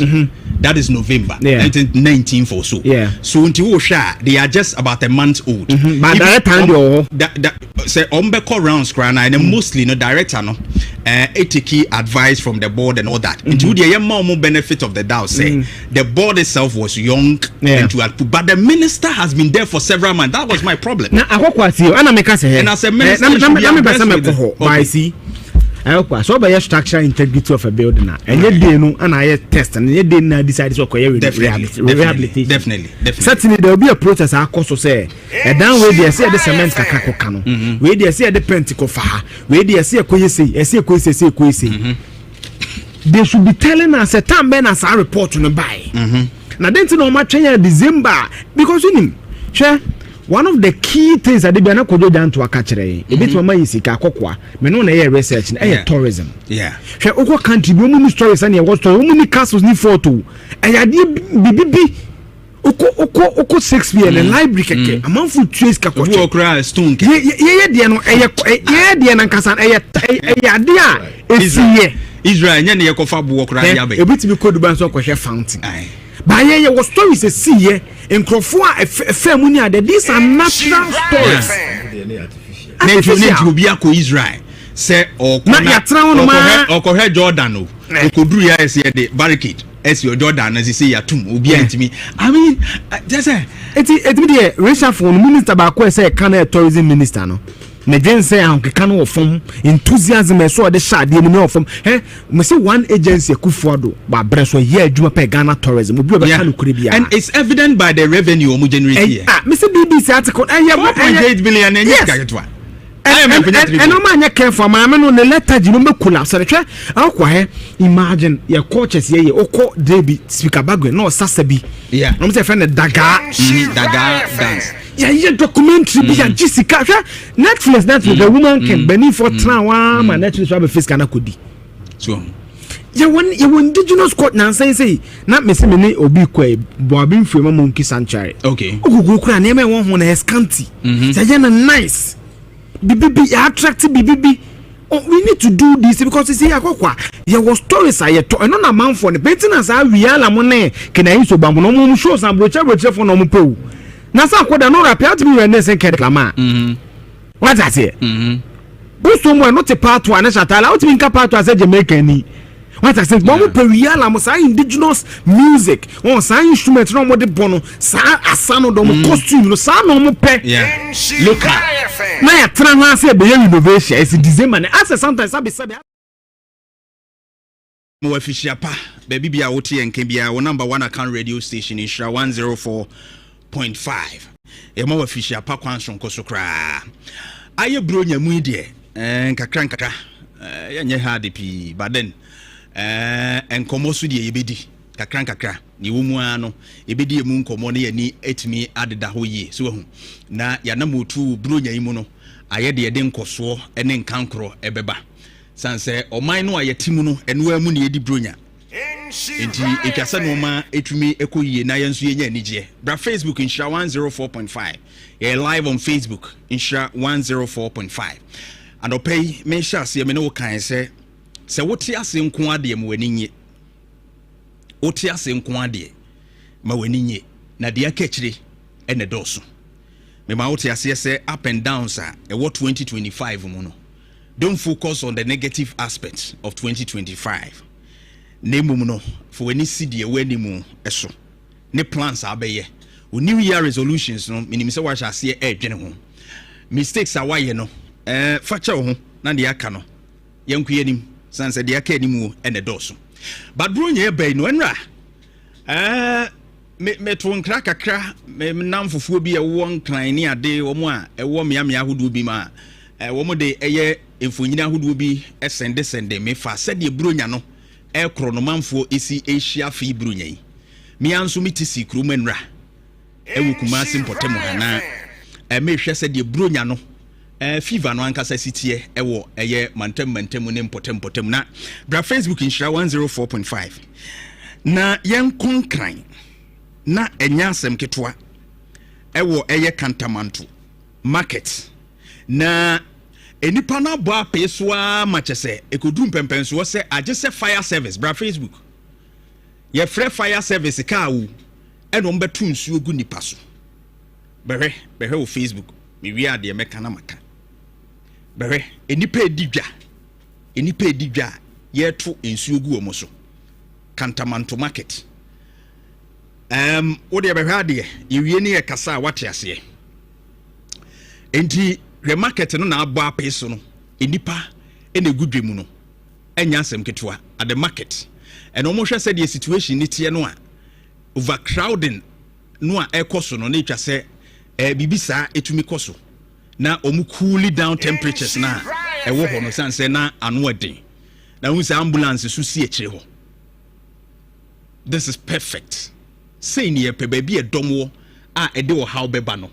We need some of these things. Ye dwene kwa animu ye yensusu ye kwa animu ye ntwan ma obi nwu ansa ni ye susu di atoho ni ye tu hu anamo. And I commend the MCE for the area.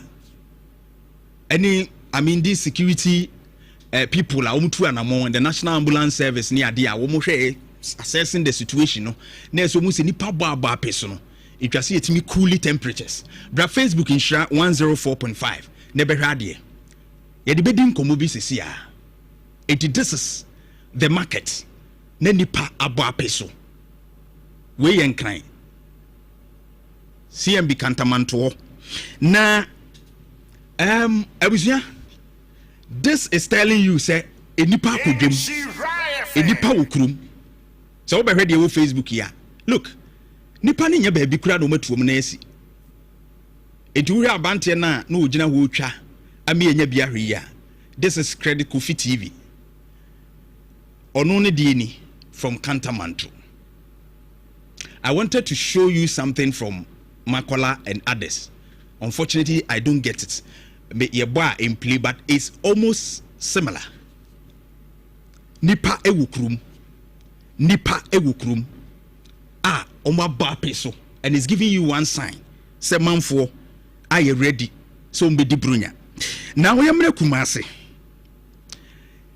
de enso mekofam ewu kejetia mi wura wo Dubai ho Central Business District mekofam ewu mu ho kakra aha eye kejetia so the free swame runabout ba kejetia sa kwan no a wo de ba no enipa na say nipa traffic no an na ewo krumu nra no ano ade and I expect say enekura de wan hwe ye bebro so bra Facebook in sha 104.5 na nipa a wo mu gina ho nyina no eye queue wo mo peka wo mu nya bi and ekrumu ache ka anko ka ma and if you look at the traffic ewo krumu a enya asem ketwa abambofo ne ye de umbetumi de mihu aprosifo mihu asojafo ewo krumu in fact Zuba aye proper arrangement ya un se security baby abeduru bia no otu ani ba ko mienu a un security force omugina egina ho sojafo ne prosifo ebi hyentade ne ade a wonu mu egina ho ba menya ne ntiye so se for security reasons ebi so ho a omu nhye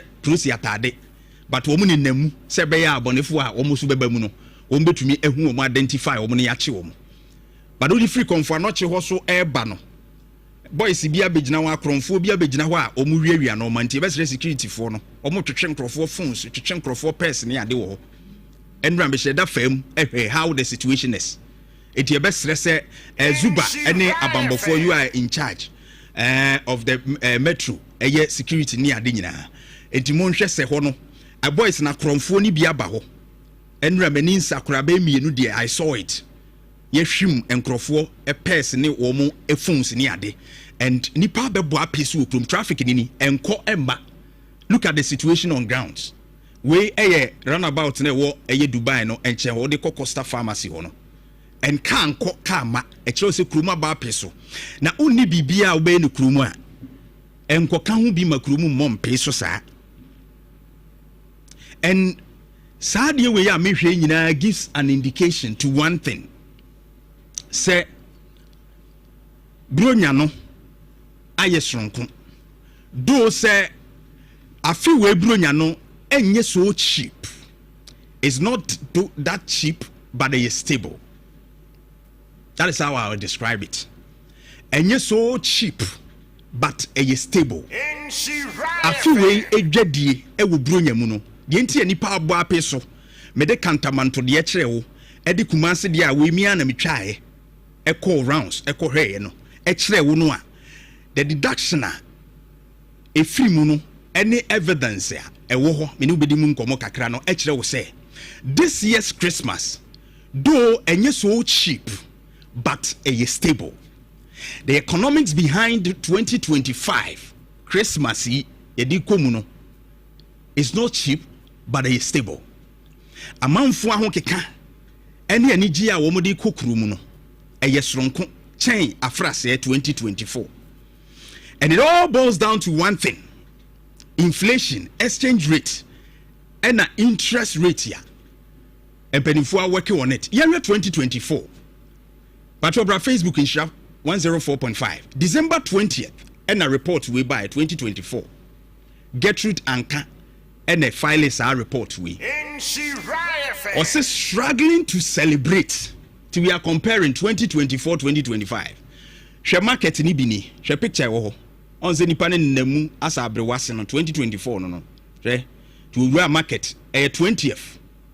To say nra a year meko year 22nd year meko within 20th year mu meko ye bia anti exactly a year by this time no. Report ye file ye ni. Pictures okotwitwa ahwe nipa ne nam ho. Asa abrewase. Meaning say 2024 wasn't that attractive in terms of Christmas celebrity. Nipa wo dwema ho kan ye de kokrum akoto ade akodi dwa no na eni ho saa.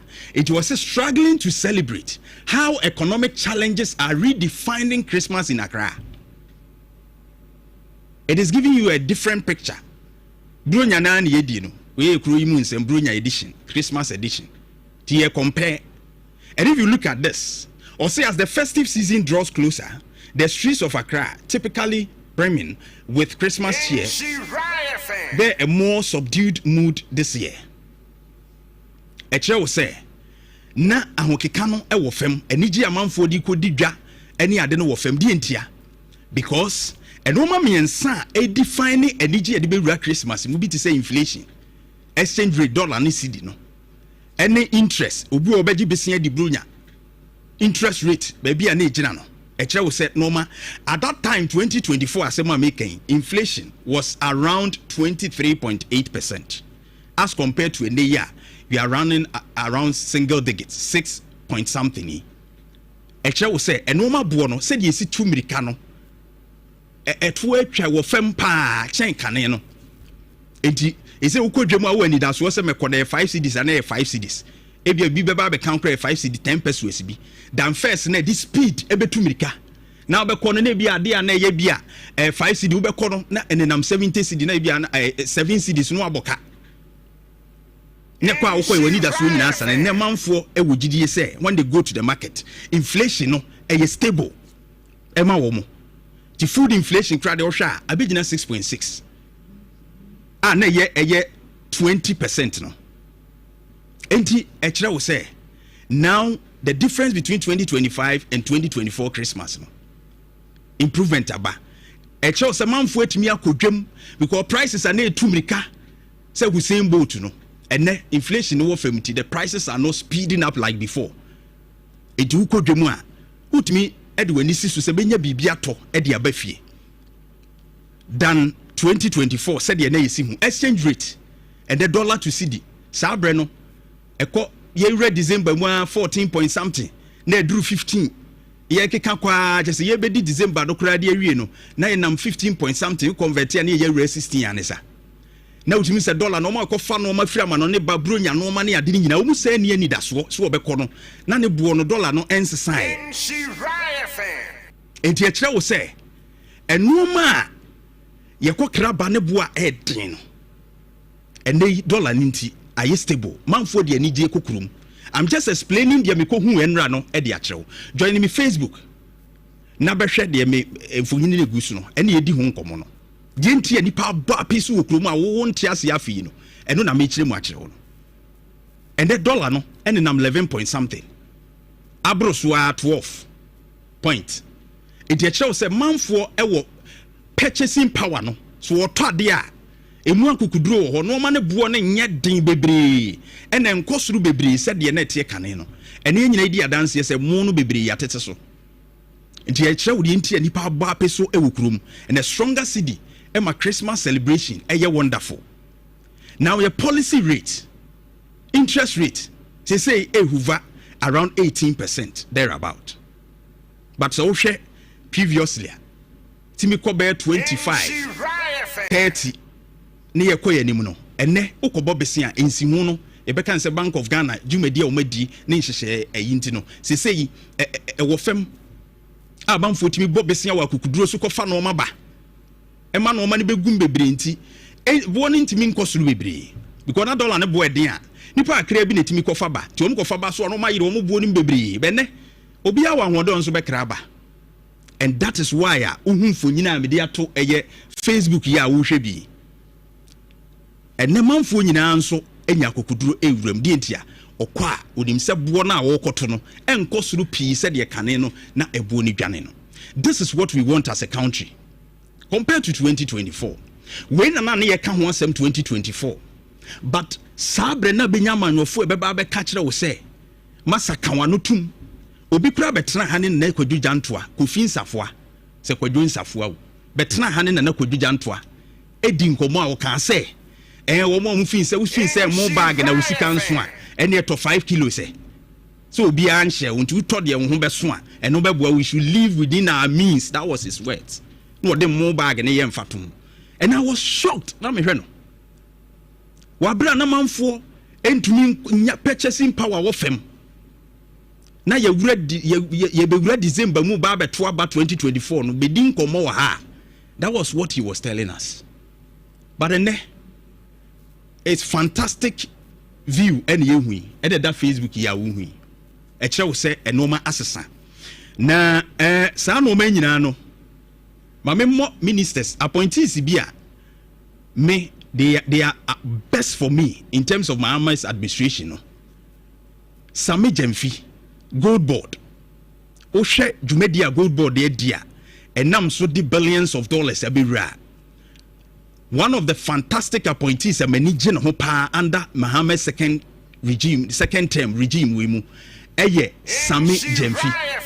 Very serious about office no baby a de amano no. And how osi o pretty ewo any revenue a generating ma o mine. I'm very happy about this man's Sami Jemfi Abanti we. He's doing marvelous at the gold board. Ade ba akokro de be kan won say ye gold no ye be refine ne yetimi agi weris ni ade ne asa nso kra say nya musika asa ka ho de abo o man no. And these things have all come to support the economy. Sami Jemfi ko so na bo adwuma sa yire wo. Or you are one of enkrofo a we are fantastic. Appointee a ye hihye ayaba me bo wodini edikan say wa bo adwuma just within 1 year. And of course, KCL Atoforsen, the finance minister. Finance minister Timothy Jim. And I'm not surprised here who win because only the Timothy Jim finance minister esi Germany adwadifo Marco din kobo. Ken oforiata the Bible be shedi botom. No akura bag. Age budget yaso. But this finance minister kofem no woni adwadifo na kodi din kobo na wode ya be shedi budget mu e de di budget no hudwuma. Eno na me yehu de yehu. Sa two appointees we Mohammed's first term the second term first year me bo ma basopa. They've done marvelously well and they deserve to be commended.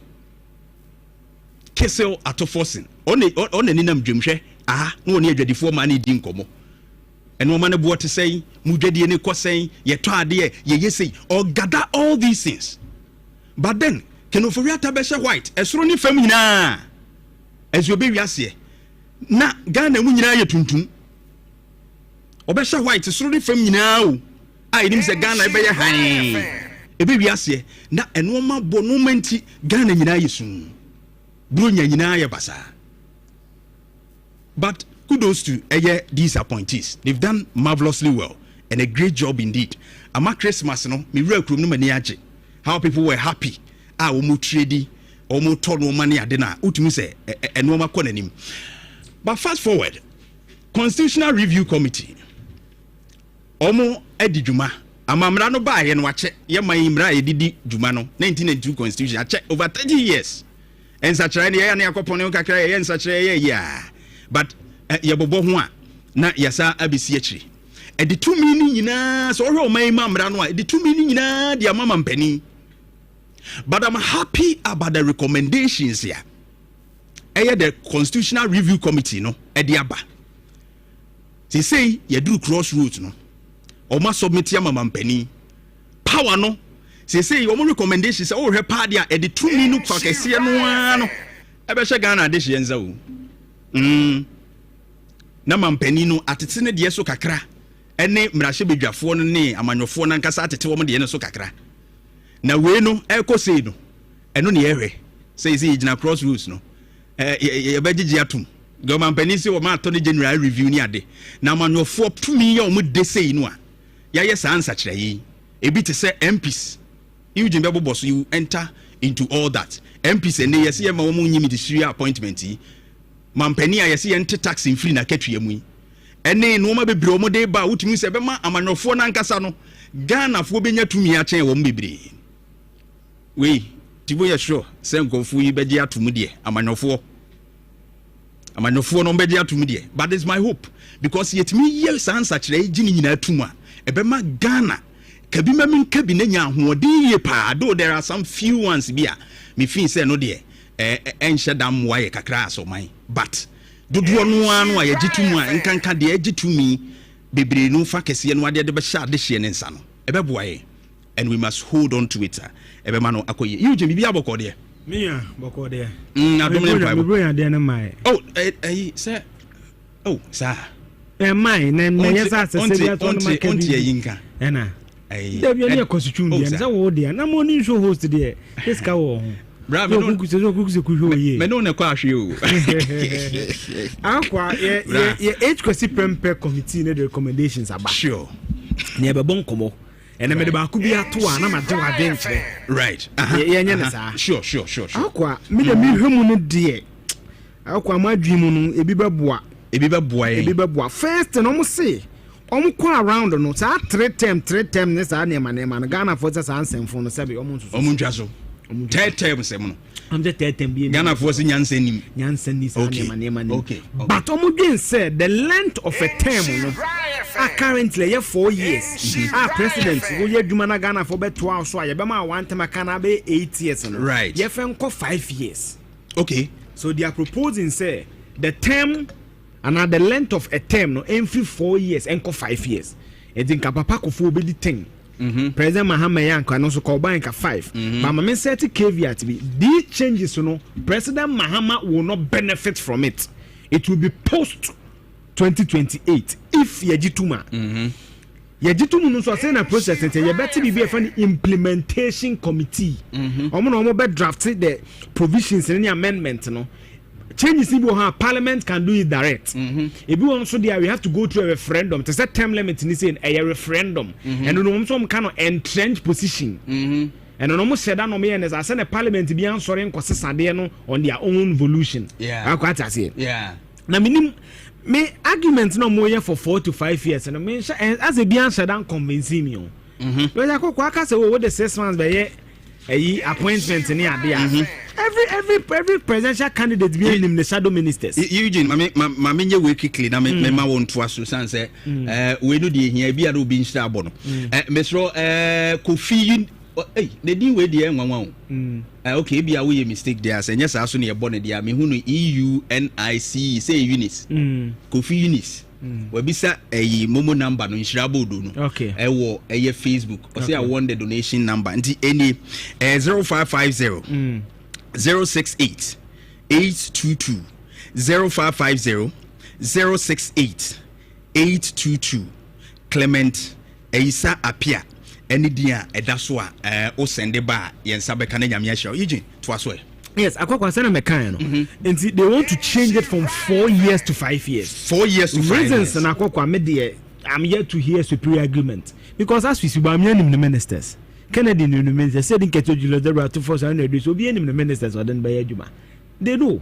It is a wo be che China appointing crofo a mementi ase. Again akwa kan the directive principles of state policy chapter 6 when your policy e sha ban no be ban say so to asoma. Enti me hu nyanti ase be say increase in even the almighty United States of America 4 years. And I work where one convincing and said, I mean, say 5 years. Yes, I disagree. The internet say 5 years. US, there, say 4.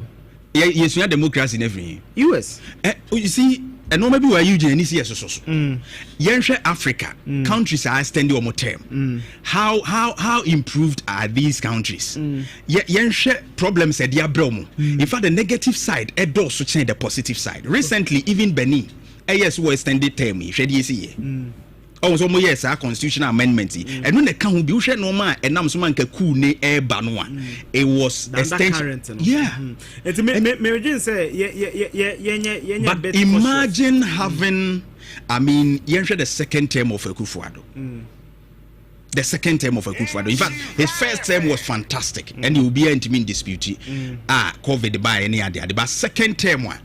Akufo-Addo ebewurem after 2020 elections na odi dwuma no edru 2023 latter part be 2024 Eugene ye MPP fo na nkasa bi wo a ka Akufo-Addo nya mampani the political party members ko nya mampani getting to the elections na Akufo-Addo MPP for the bebre kura ne ho ye o ma hinya Ghana for me fa Ghana for nya example kura and there are leaders in the MPP o feel say he hasn't managed the economy well okay upon kroma no defend 2024 but later after the elections they no be kai or say they knew they were hearing those things but now they thought that I mean the effect you know it's being handled and Ghana for betumi ahwe amomo kwan kakra de ayeden e de atoa so that tells you say sabre 2024 na Ghana for we say and come with new president na nko manage ho na imagine say there's a solution for that you can go to parliament to remove the president. There's a solution. So for me, either way, your parliament here way. Yes, and I can either way. The argument is a bit some way for me, but I'm yet 4 years now. 4 years, baby. 4 years now. I'm yet to 4 years now. I grow best way free no pa.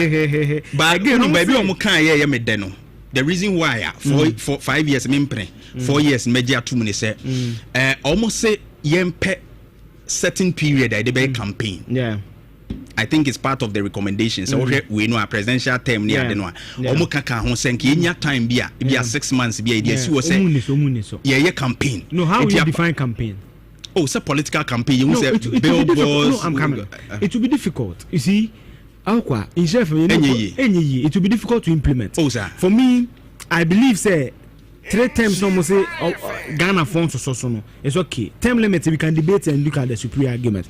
But I'm back when me then say say the first we the president and next we the 40 years and above. Yeah. It's almost you have 30 years. 30. E be say we form the door. But you see akokwa o start bruise wo on teman when near koko. Africa a median age about 60% of your population are around 22 yeah. What I say?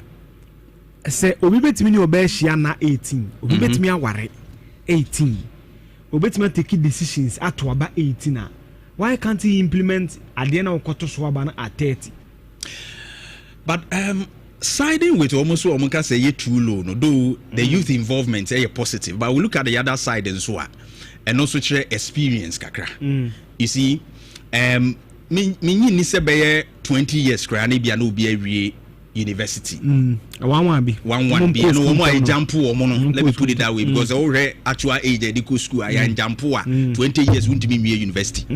The actual you can bantam be 22 23 so calculate years in education standard there but if you are jump o ko P2 dey na ko gina P4 and wo ho na se wo hwa se nipa no 20 years impo no university it means at the age of 30 or you fortunate na ye fa no it means that in national service it be 1 year which makes it up 21 years into 9 years experience ewo men can say abrabum a human life because even say no independent will be no and 9 years experience and no bet me I experience kakra I bet me I can say ebeboa but that wouldn't be much enough in the political space as well as life on so kakra because yen men can say yini baby but ye wuram kakra but you go sure yesu no maybe you get it and the mistakes I will do my bia ebia menye bi mu no another person ebia ondru me age and has not passed through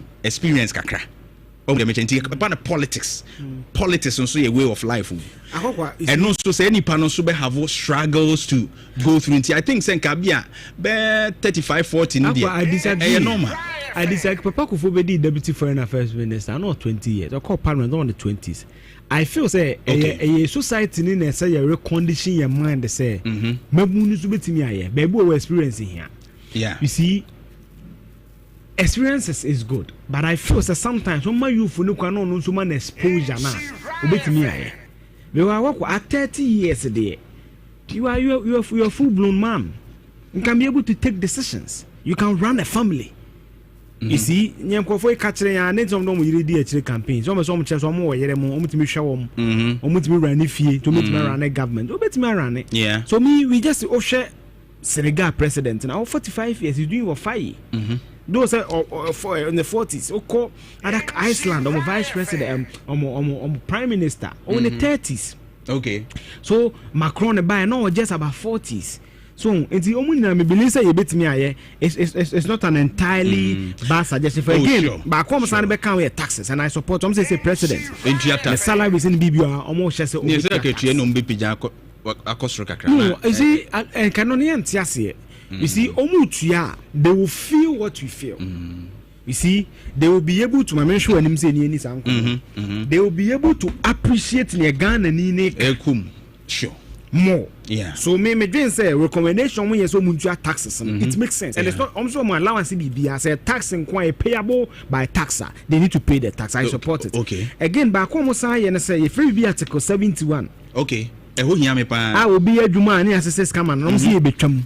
But on salaries ni ye independent public emolument commission bi na be determine. Inti I want to go in for and we need to define what they will determine. Okay. Would there be a cap? Would there be a threshold? I want to say it here. Yeah. Again, I'm saying immunity. You say president free abema be 4 years. Won't mean see no. Any idea? Say some say you free ho. I learned say you need domelevo train komo. I know say me say first 3 years no will be a utimi. But the 3 years na say kufu ado we. Unya 3 years a utimi nya ne hwema ne nye. I think that was the insulation awomo towards a suit in this anoma. Yes, and some say criminal proceedings will be instituted against a person within 4 years of his ceasing to be president. In each case, in respect of anything done or method to be done by him in his personal capacity before or during his term of office. It's within 4 years, and so criminal prosecution be against President Kufuor between him Kenne kosi 2028, you know. Adebi oye wo time oye president as adebi oye ni private matter na ultimately the court within 4 years. I don't know whether say because from the level conversation it seems that na 3 years or what that. Until be my extending and to 4 years. We have to check that. Lawyers now more share with Facebook. Yes, again, no say na conversation about the vice president role na unhia and the committee ni say role na unhia, but omo can say more specific assignments no say there be. Yenya ne sene yeten ko command assignment dey be a vice president and president ko clash here and the issues beba dey maintain ne sene yeten na again no some ministers no say o matwam wo ye MP a di MP wo me minister mefoa so akoko ba ko me san foa so ye say there's current suit to Supreme Court amanfa ko see President Mahama. This idea and say parliament is supposed to check state institutions no na ya appointed member of parliament so your board member Isaac, I don't go a board member to Bank of America. President Kufuor Yebi, Rollins Yebi, Kufuor Yebi. Why should an MP serve on a board of a state agency? You have to force in the. It doesn't make sense. Your friend saying, "I no marking." Yes. Sorry, after no marking, I of course share a ECG, right? ECG. And you see, the all MP who is supposed to check ECG. And then for journey analysis, you supposed to check ECG, no, making sure say, "Oma jumomo ye, omo budget, omo disunya mom council me omo ye no, or no serve as a board member." It doesn't make sense. We MP do MP. Sure. And there's almost so MP. I want to mean again. Or learning lesson from Buzia time there was about 10 by elections. MPs resigning some good ministers. So we MP now resign so could minister now by election be you are ineligible to qualify to be a minister until that time on I expire. I can't say I'm breaking it down. Yeah, it's Mahama Bray. So bo someone so could to so resign no could different affairs minister unqualified. At this 2028 elections, you know, abewie and some not qualify. Oh, okay. And no san say ministers in say so my capping ministers in 57. Okay. I'm say 3 times of cabinet. Also cabinet normally are 19 ministers. Into 19 times 3, 57 for ministers.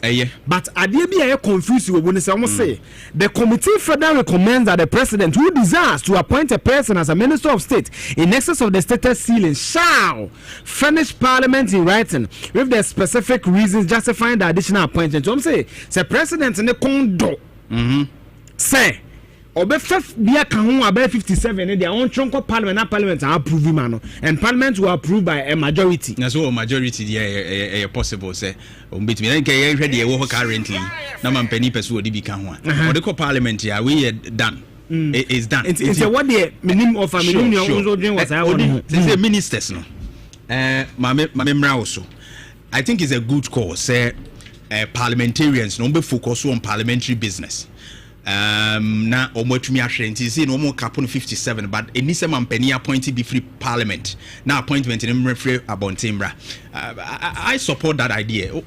Me yes our suggestion we no na say constitute sa committee we kra say my MPs exactly especially regional minister no was our MP.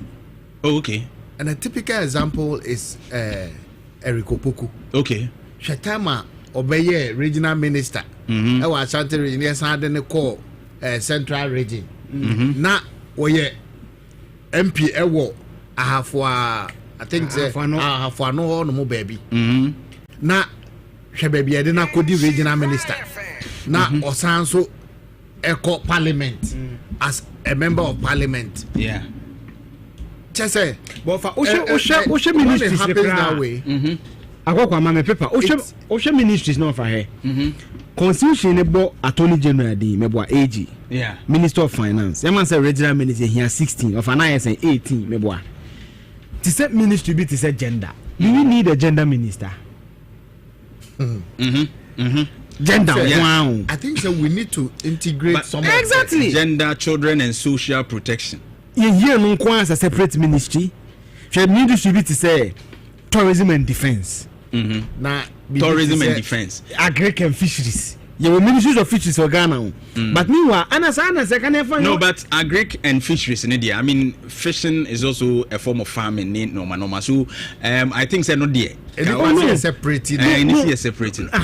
But defense and tourism no contrast because of the defense. Defense is about the military. Okay. Air Force, Army, Navy. Right. Anna interior and fire service, NADMO, immigration, police, and there. Yeah. They are all security agencies. So but their operations are different. Yes. I am expecting that we integrate. And get separate chief directors for military, chief director for internal security. Then one minister. Akwa do you can say one minister. To say Jimmy Agla. You need general manager for lab. You need general manager for general manager for multimedia unit. And our program directors for lab. And Isra, same model, and it's controlling the two. But I'm looking at almost operations and the knowledgeability was area no. And you know, over coordinating. You as a minister or supervisor, but over military operations is tactically different. What is the job of a minister? The job of a minister is that the minister no report or the minister has to be focused. What you say? Exactly. On one baby, they are signing. So the operations are different. The report near the adeno. No, so that's why Eugene can say the chief director should be there to play because you see defense minister no CDS. Sanko for now. And again, even on defense and interior, some now working. Defense on interior, some now working. How different is their tactical approach and everything? Dana Ghana call or Nahini. You can save cost. Because on the agencies, security agencies, share immigration, share fire service, share all the other cadre now, they are share a interior ministry and nine. So every minister in terms of security. All brace is say a high channel, you see, we report about we problems about a muntaka. No, but you see, policy direction and the recommendations are recommendation based on what? Recommendation based on the report or from the military themselves. So they do the report. You, the minister, only present to cabinet and take policy decisions. I understand your point. And aviation, air, because air transport is different from road transport. Exactly. Air transport is different from road. Aviation is different. Water transport is also different. Different operations. But you see, sir, those agents, your authorities are, you know, they are handling those things. Aviation authority, the Ghana Civil Aviation Authority, you understand? Okay, that's a good one. The aviation authority, they still act stead like a ministry. Woman authority, act laws. Ministry of Labor and Employment. We spoke of fancy wabo. Fancy was a game. Ignatius Balfour one no.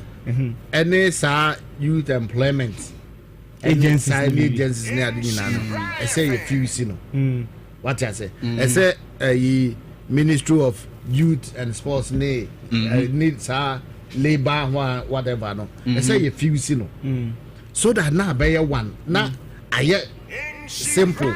Then cost involved no cut down but who cook off but the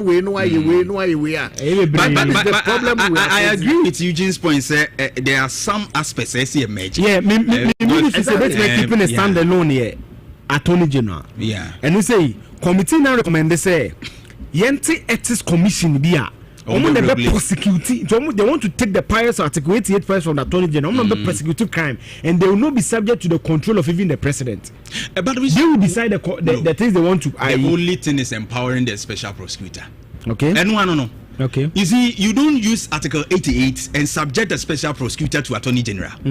Article 80, a special prosecutor only complete freedoms are. Yes, exactly. You see, what they want to do is that the bill to establish the office of social prosecutor emanated from the Attorney General. Yeah. Until Attorney General, no, not create the action. No, no, pony be the amam yedi juma. But the committee can say commission already. And that parliament member, it's been established by the constitution, like the National Media Commission. The culture for the National Culture for Civic Education, NCC, National Civic. It's another. It is not Parliament enact. It is the Constitution, and therefore they will not be subject to the control of any authority or president. It's a say Attorney General say don't have the role on health. Okay, they better keep here of important. Education, but the Attorney General aspect, say a buying lawyer penny, and this thing I've been thinking around it, kakra. Say, state prosecutions in no section way and we believe say, and also one area, which is to support governance in no norma. But yentimi say Eugene, I don't know whether it's laudable, but yentimi say the person will be appointed as a buying lawyer penny. Ghana because he deem say. Or acte though a buying appointee or a buying wabana fandi or acte as an independent person, original state in the name will be being fair, but being fair in all regard. It is you who Attorney General as a picture, but Nijume Diemuno in principle no entesano. Why not say Yema quiet to say Yebenya security of 10 Abiama Attorney General Bia on your political a political fees. Thank you for Kisie Jabin for special prosecutor and say any political fees. Thank you, Attorney General Susa near money security of 10. And with that state, any special prosecutor, no president, no government, any bit me do my. But the fact that Article 88 I empower Attorney General's office. Now yes, also appoint you will be I am paying people what's our buying. Yeah, now yet they see it. Article, you see, it will be difficult because of the wording of Article 88. Constitutional review, no. No, you see, the wording of Article 88. Again, said the minister must be a cabinet minister. For the Attorney General. The Attorney General. So, I say, so when you can, I say, yes, the phrasing of Article 88. Yeah. Because I say, every person, Article 88. Yes, let me just get it. My phone is messing up with me. And to phrase now, we need to change. But I mean, come a commission. Okay. Then rather to say general, they have security of tenor. Then they rather will ensure say MPP and this one what that's right, Papa. What to be a bar or any case, I was arguing fine because the always been the way I set an app on. Am I a challenge? I question they said, be away second of right extradition. Final documents and on to even co. That is what I saying. The command the command I was saying there shall be an Attorney General of Ghana who shall be Minister of State and the principal legal advisor to the government. Right. And certainly for you to become a minister of state, you must go on the vehicle for political party. So far as Oko join the political party, the other side will not you'll be biased. You'll be biased. Odimaminti on that point so. Well, the na me suggest say, Ushe Attorney General and Ebia OSP. Maoneso kakraman. So Ushe sa yi mi no. I say omo ye the same ejuma. So what is the need? Attorney General Attorney, exactly. No, there is a slight difference. I get you. The difference is about the investigative power of the Shraj. Right. What is the purpose? Okay. What do? They do similar thing. They investigate and then bring forward out to Attorney General for prosecution. For prosecution. Okay. Entina yes Shraj equip Shraj. Na OSP. Okay. Enti like they na UJ Kano.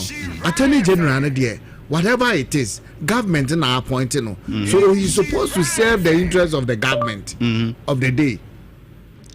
He's supposed to serve the interests of government of the day so that a government if you say a year legally a year as I say ono na a supervisor no na attorney general no a handle. Okay, imagine say but say offer some okay imagine say yemfa wontumi press conference no ye attorney general MPP de wa ba obe prosecute wontumi omo ba kwa mi o mefa so de yi wadi no meyi wadi enti no akokwa enye easy ha enye easy sa say a bit me as separate again my member another one no say say current members of parliament 276 na ye yen cape enke you 276 no but ye wo hwa na yakọ create constituency yes ya population I see nti yenchim and this thing I think say they should rather focus on that thing because it create constituency no ye cape say automatically question it mean create yes. That will be fine. I think say you say a concentrate on the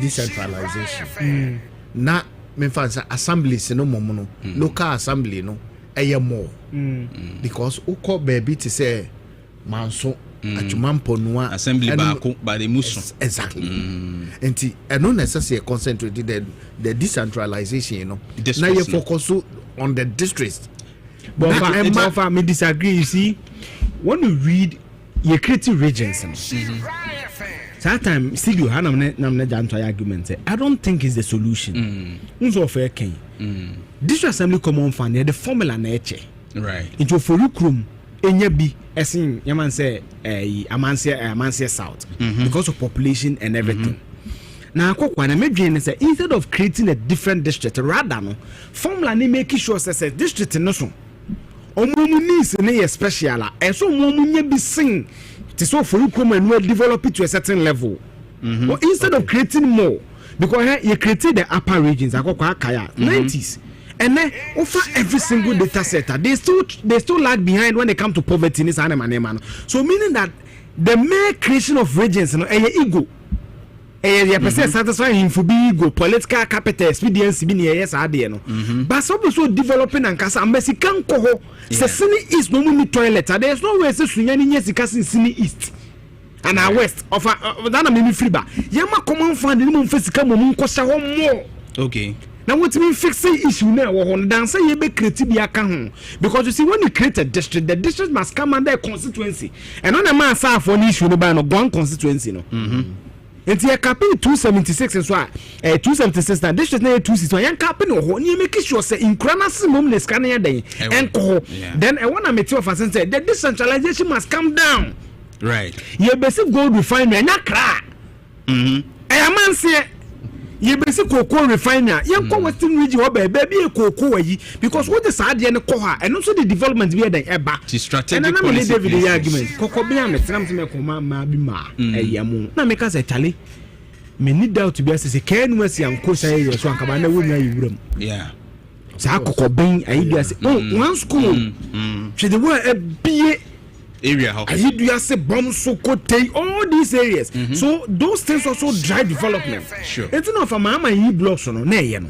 unzi am ya bianko yeah they call rural areas no na e bi it wasn't bad enye bad cry but yam enye ma bia na say ye kan yade because we bad routes now could place school no I mean people cannot you know force you to do the road okay there's another point but time we year school no as I said time na we road no that's true but that's true not added that's true it mean the main creating can your project planning no usually yeah so your fantastic policies but it means better transport system yeah say because community no be or ma drop on so for instance nkwada na pi no ente kronimu right surrounding communities no no motie so I say we nya better transport system now they are convening or move from the various communities now what area no to the school okay another one so they ban say election of MMDCs say yento they say MMDCs yento mo so aba right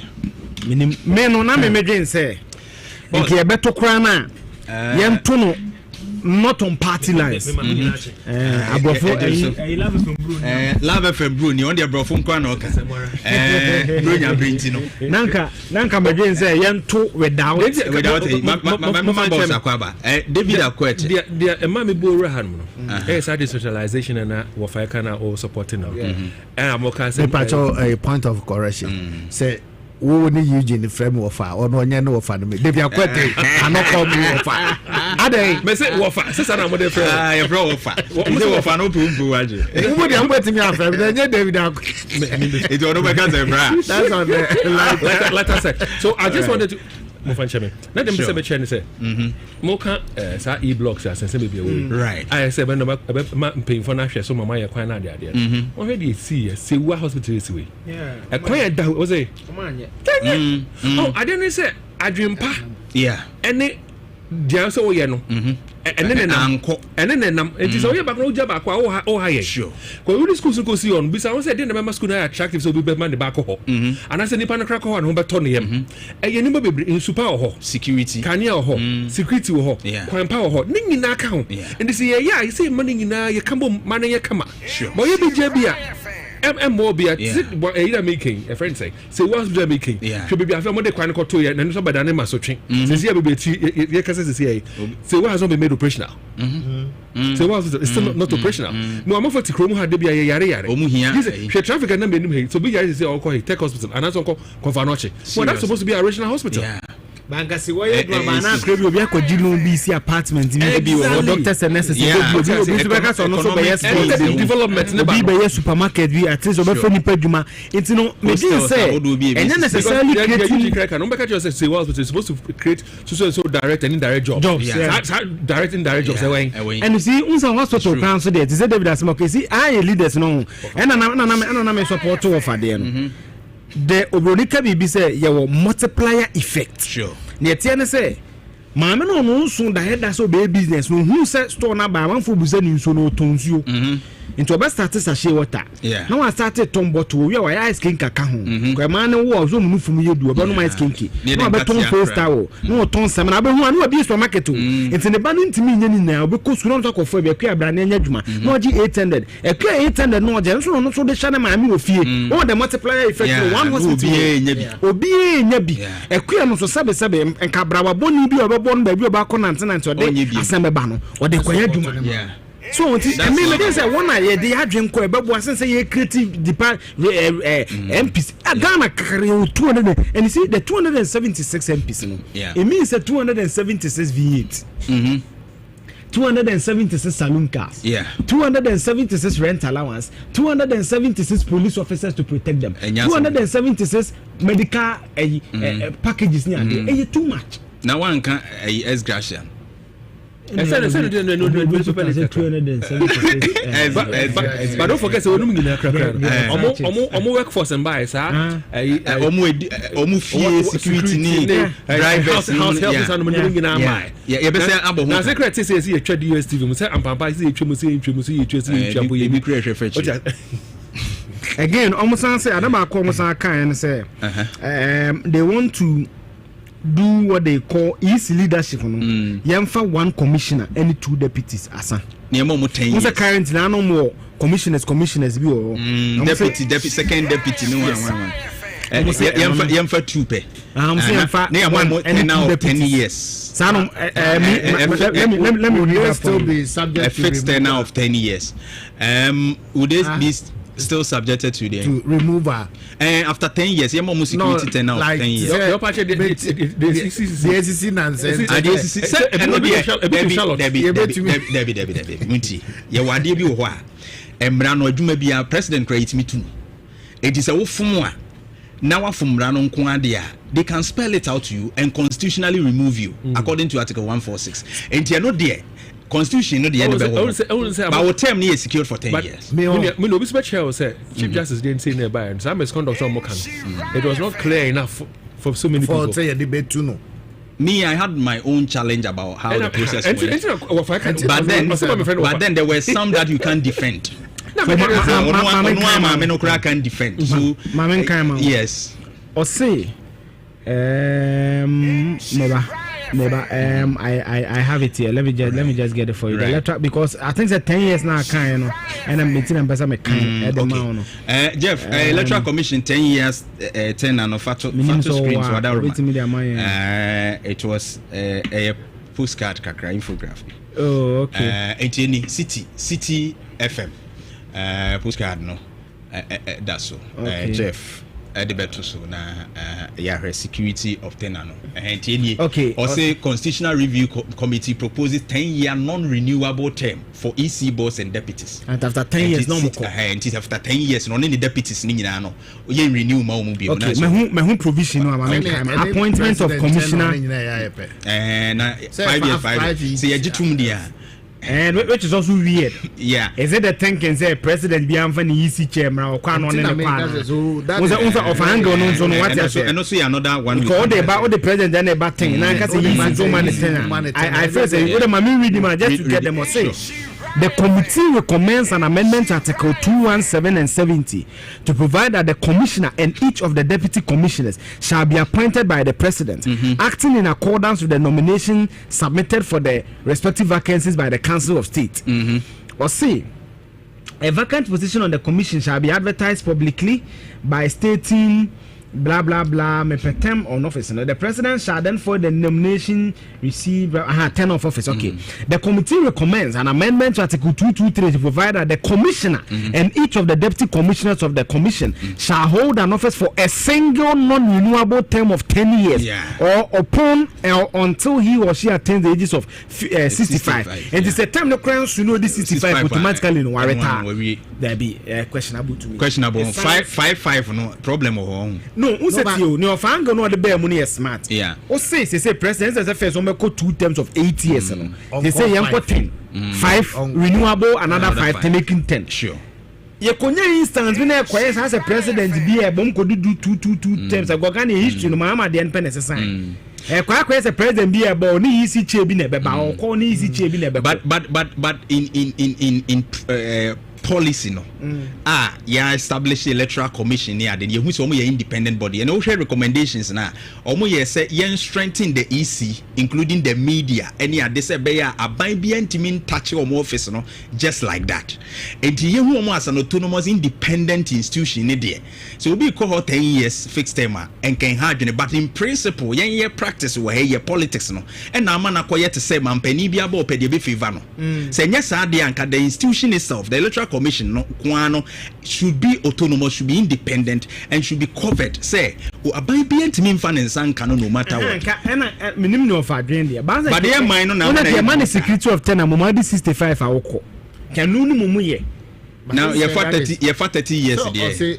Okay, so only 40 we know say ni pan we 40 no ba there obedi 10 years ebushanti ba we di febia 57 10 years but we di 67 no be retire 65 nti ka me the latter so the man be ye bia we di bi oba 65 no retire but so man the 10 years in there say oye bibi na mpena say that ko 146 months so say 20 years kra no 20 years that's Afrejan and I make say bibi ona mpena say article 146 wo na dey no that's why omono proposes and kenya fixed tenor but obi o ho a say bi obi o ho a ne dwumadi no ebia and qualify for article 146 so the be two ni dey completely but 146 me say ni dwumadi no obeba obedi na ECB wo obeba obedi ni dwumadi na wo hwe saa misconduct hwan na behwehwe mu ni nyina no in the face of the law no untimi impeach no nyini mfiri ho but practicality no ni dwumadi bi kura no an personal things are all year in the office no nhye da anya de a eboa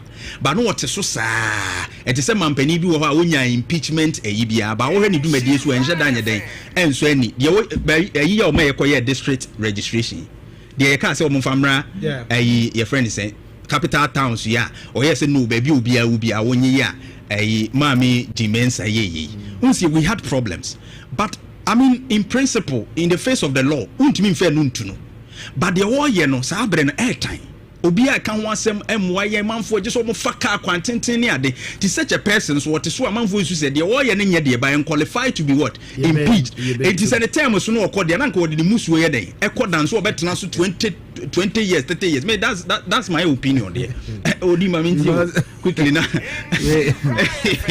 the term now you say na is that funny or the musuo god that anypa who twa no so the museum na tena so akwa people say the term qualified for the main to go 146 see adia ba kwa media me suggestion say enka ɛsɛ ye hunu sɛ enipa na wo ba be occupy ebi that position. Sure. Yenhwɛ age 1. Oh, okay. Nti saa age na enipa no ɛde ɛba no. Say or qualify for ebi 10 years na. Then na yama no aba bɛyɛ. Men so ade anka me media to me say enka obi owo commission ho dada. Omun rise by ranks. What you say? To say be IGP system. Then Udu commissioner near you back. Yes. Dan say you be kwakofo obi firi nchen. Ye hwe omo ba commissioners nyina o mabaya. It's like obi ono ano join civil society organization bi obi ano we ni ahwe say bia say de no si ye no normal na asa akoyi o ya fan kakra na yakotwe na behim no. But ye won tofo mo easy dada they've worked. They've been deputy directors o ma ye adwuma che they have I think so for any good point. Which one ranks? Say be a would do be a senior commissioner.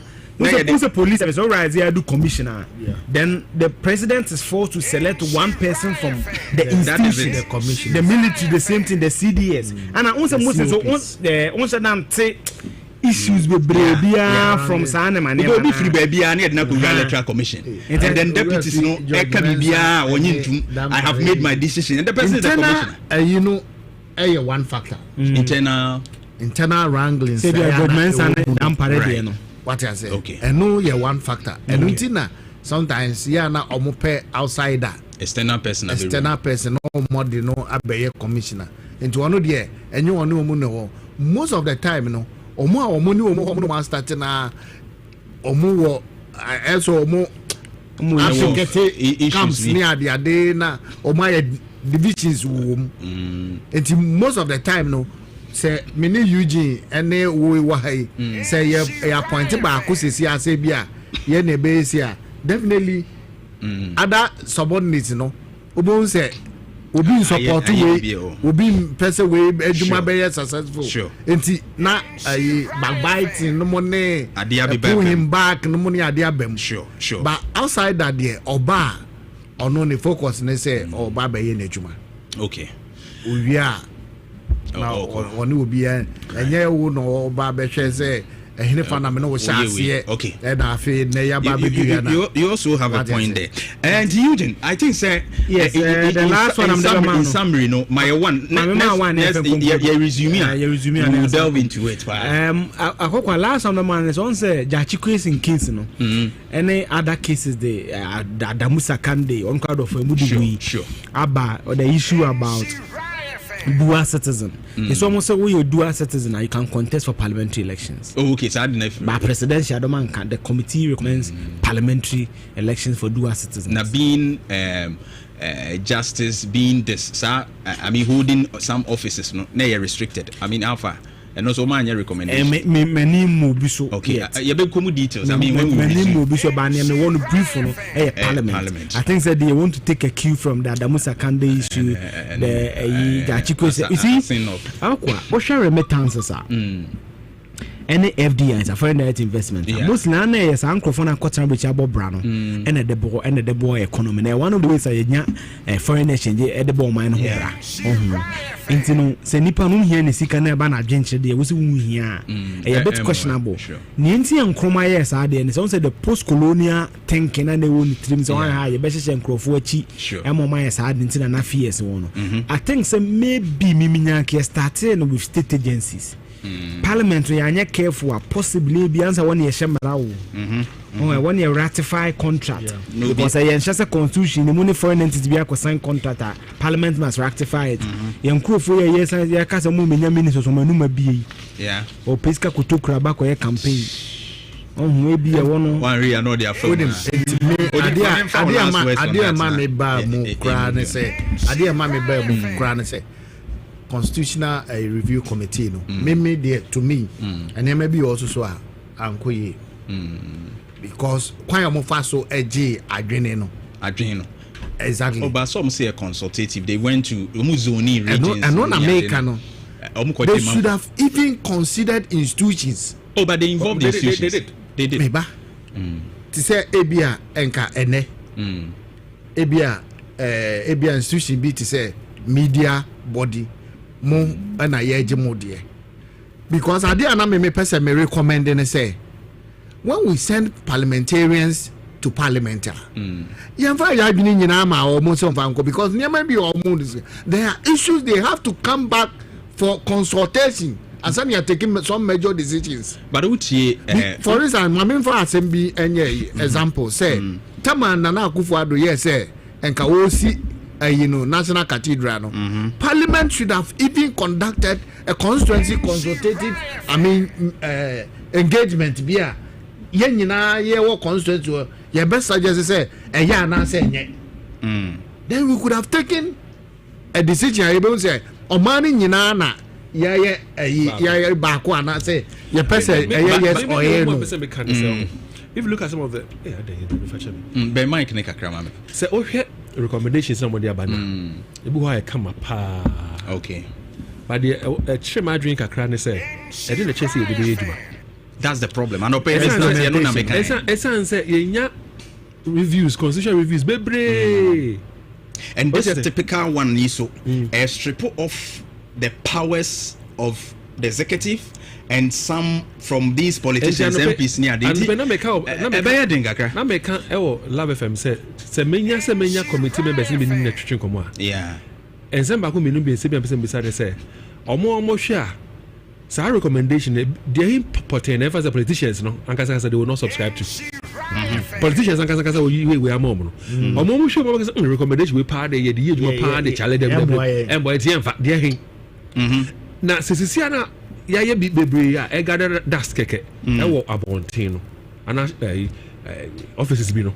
I didn't chase it. Didn't a young team before the bits in ya because governors are affected most. So, did a bit in ya, sir, recommendations on the day. They were mind teaching. Implement it. Now, because a politician they decided, okay, me and I'm to me.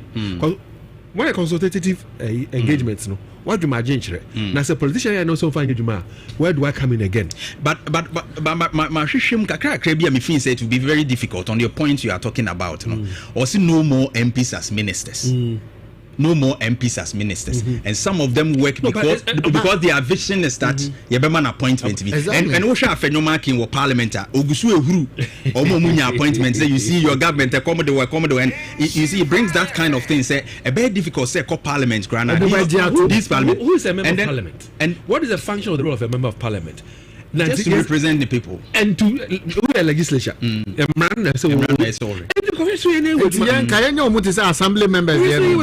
You don't get an appointment. I just said a committee under the assembly. And a fewer ministers capped by law. And also Subayasem because currently I'm 57. 57. Currently, Mahama has a problem with one base because of the fact that some people feel saying there's almost a appointment. A good for 110, at least who call 8,000. But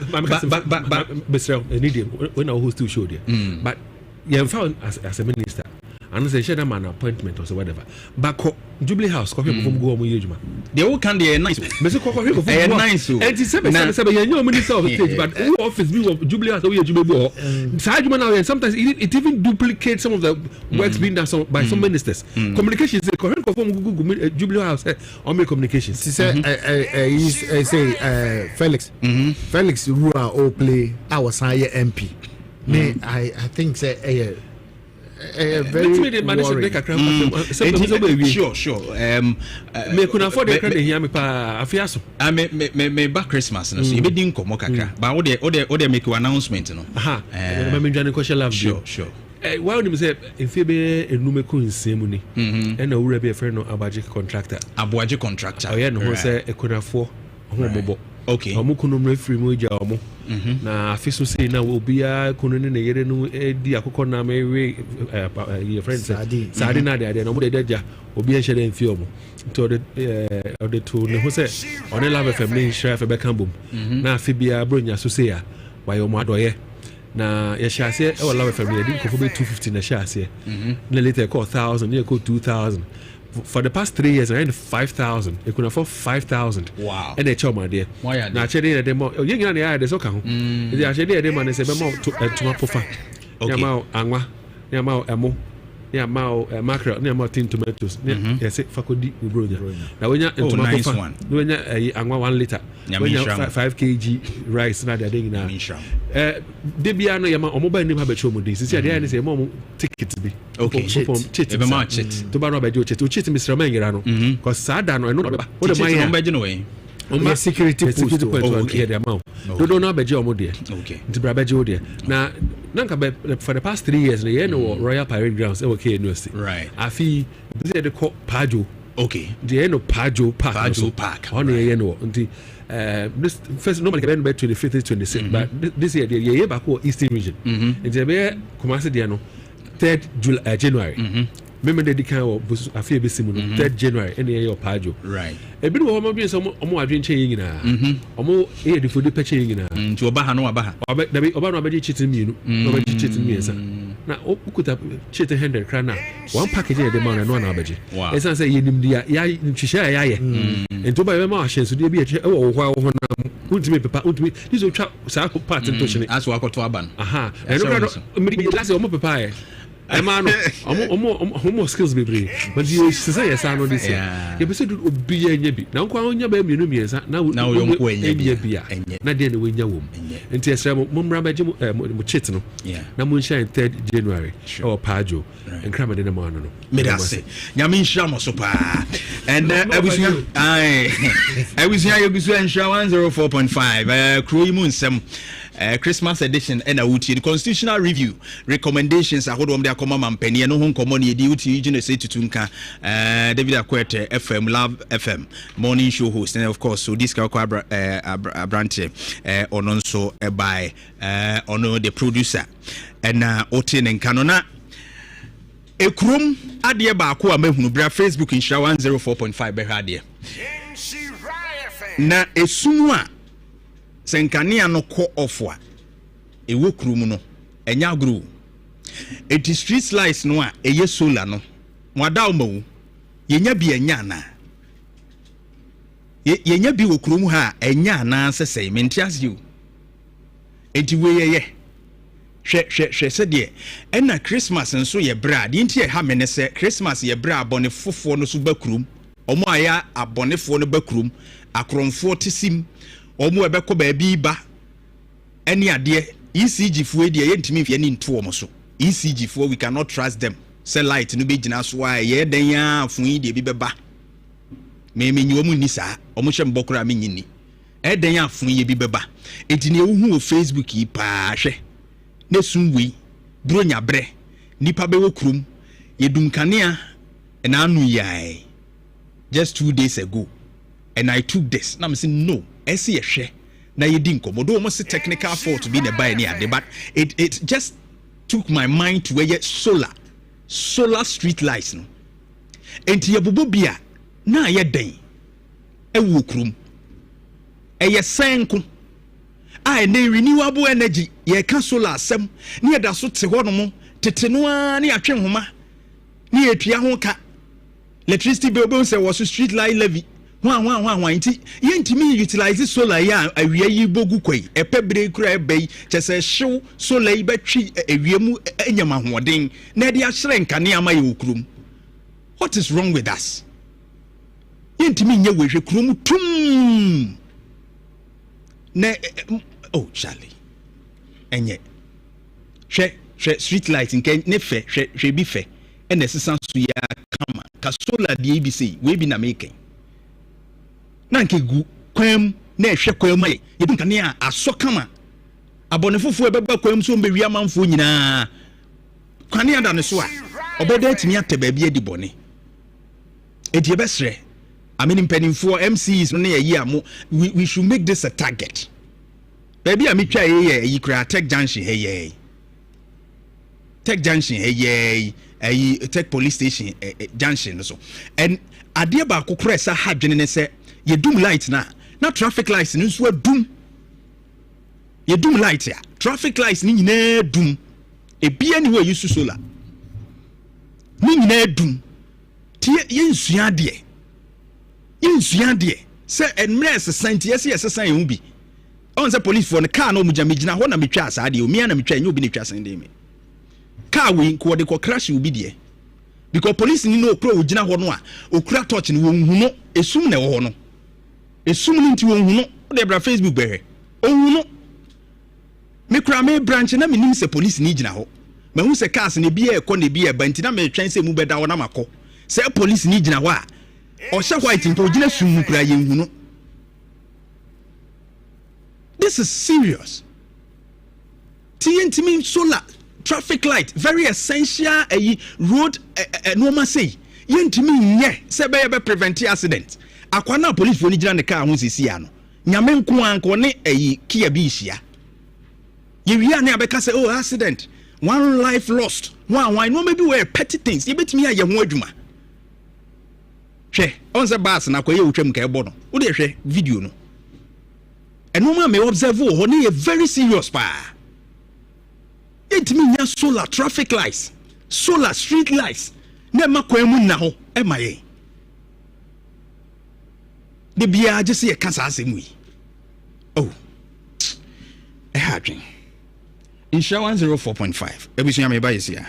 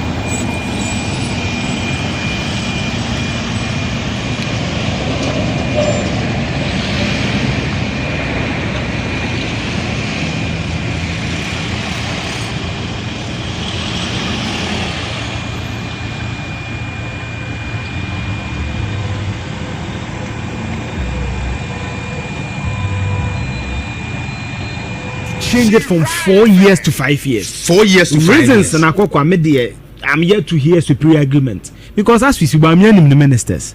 Kennedy in the minister said in Keto Julius there were 2 4 7 so be any ministers or then by Juma. They know. It is a China appointing Crawford Mementiasi. Again, I call the directive principles of state policy chapter 6. When your policy, a sharp ban or Baban says what was among.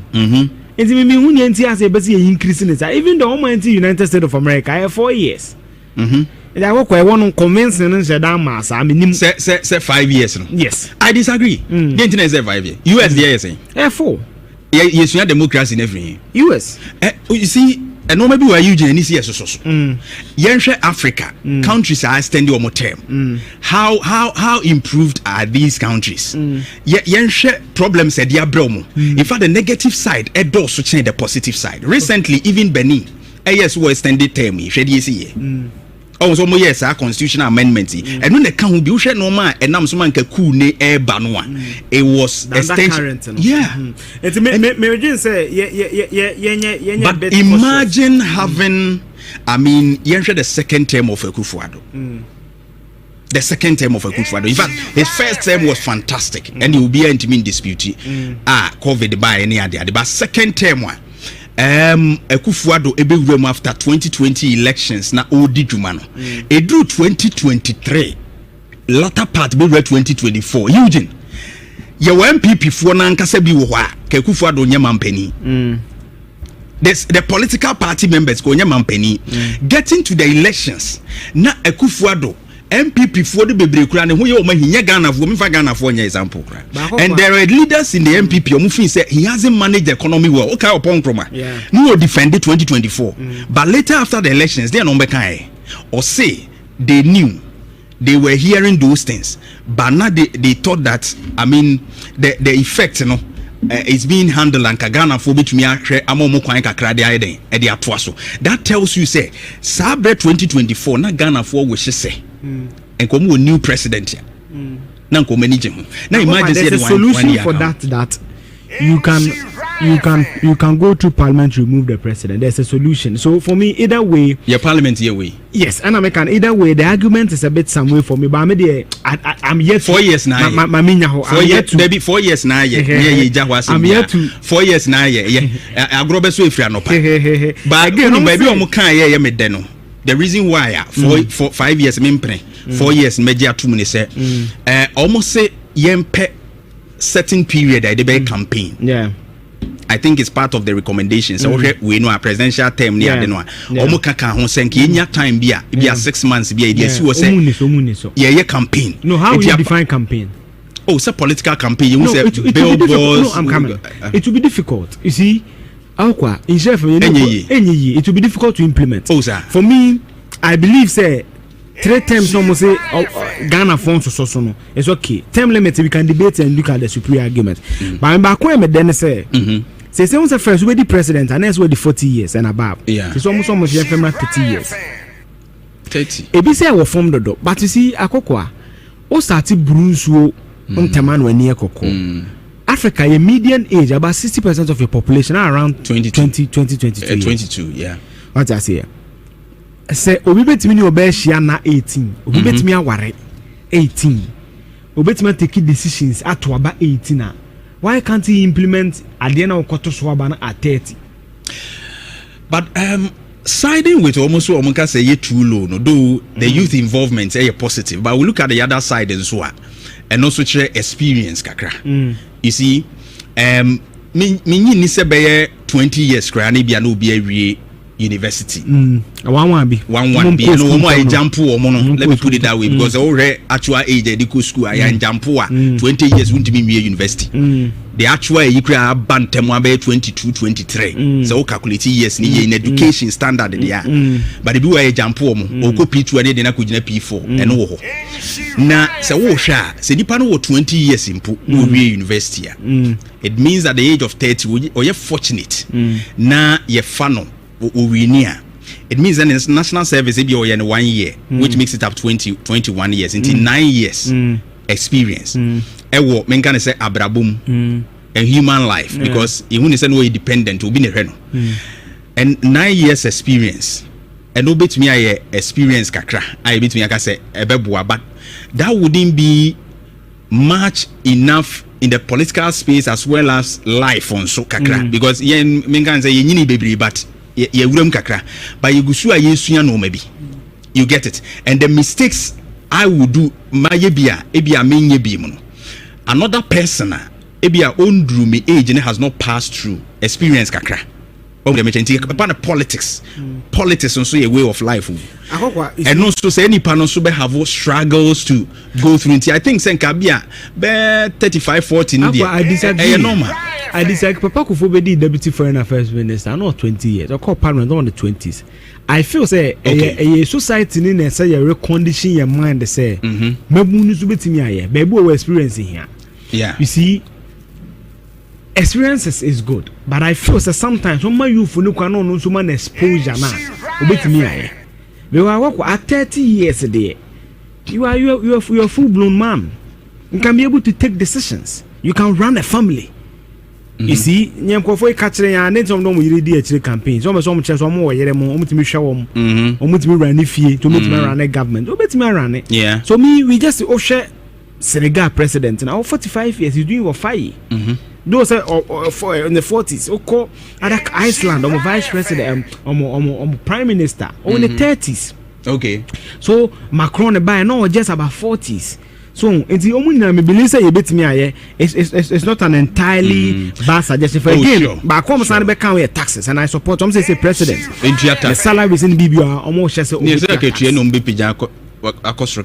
you see, and Canonian Tiasie, you see, Omutia, they will feel what you feel. You see, they will be able to mention when him say any they will be able to appreciate the gun and in sure more. Yeah. So me dream say recommendation when you so mutua taxes, it makes sense. And it's not also my allowance be as a tax and quite payable by taxer. They need to pay the tax. I support it. Okay. Again, back home and say if we be Article 71. Okay. I will be a Jumani as a scam and see a betram.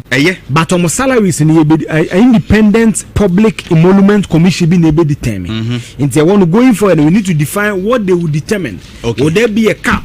Would there be a threshold? I want to say yeah. Again, I'm saying immunity. You say president is free. I bear 4 years. Won't mean see you. Any other? Say something free.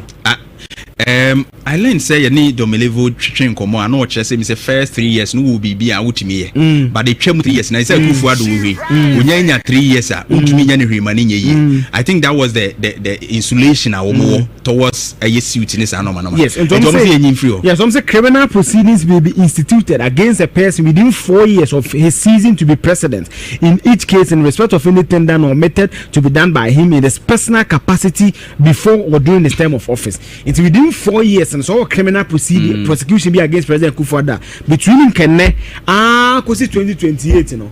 Adibi oye wo time oye president as adibi oye ni private matter na ultimately the court within 4 years. Adiwe I don't know whether say because from the level conversation seems that na 3 years or what that. Ndibi o my extending na say 4 years. We have to check that. Lawyers now more share with Facebook no yes.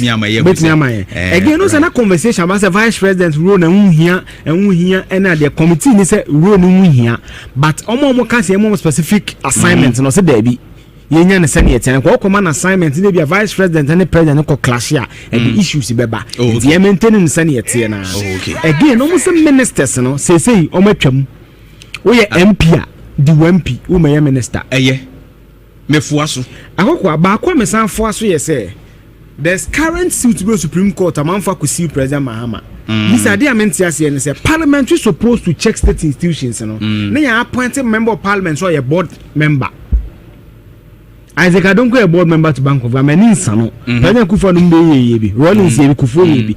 Why should an MP serve on a board of a state agency? You have to force in the. It doesn't make sense. Your friend say after your marking. Yes. Sorry.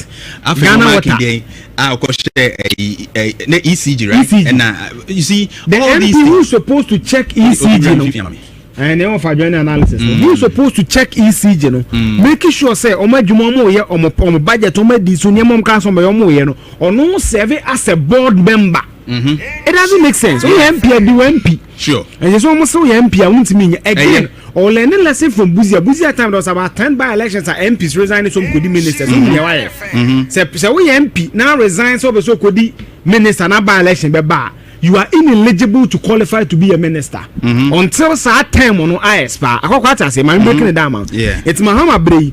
So someone so could the 2% resign no could foreign affairs minister unqualified. At this 2028 elections, you know, Abewie and some not qualified. Oh, okay. I know some say ministers in this so my capping ministers in 57. Okay. I'm say 3 times of cabinet. Also cabinet normally are 19 ministers. It's 19 times 3, 57 for ministers. Yeah. But I did be confused with when I say the committee further recommends that the president who desires to appoint a person as a minister of state in excess of the status ceiling shall furnish parliament in writing with the specific reasons justifying the additional appointment. So I'm say the president in the condo say Obefef bia kan ho about 57 they are on chonko parliament approve man and parliament will approve by a majority. Na so majority dey possible say between then can you ready wo currently na man pani person odi bi kan ho a the parliament ya we done. It's done. It's a what the minimum of a minimum also doing what I want. Say ministers no mama also I think it's a good cause say parliamentarians no be focus on parliamentary business. Na omotumi ahwenti see no mo capon 57 but enise mampani appointed be free parliament na appointment in free abontimbra. I support that idea. Me yes our suggestion we no na em say yen constitute sa committee we kra say my MPs exactly especially regional minister no was I MP. Oh, okay. And a typical example is Eric Opoku. Okay. Shetama obeye regional minister e wa Ashanti region yes and then call central region na oye MP e wo ahafo I think say ahafo no no mo baby na hwe baby e de na kodi regional minister na osan so eco parliament as a member of parliament. Yeah. Just say but for Osha ministries happens that way. Akwa mama paper Osha ministries no for here. Constitution nebo attorney general di mebo AG. Yeah. Minister of finance. Yaman say regional minister here 16 of an say 18 mebo. To set ministry be to set gender. Do we need a gender minister?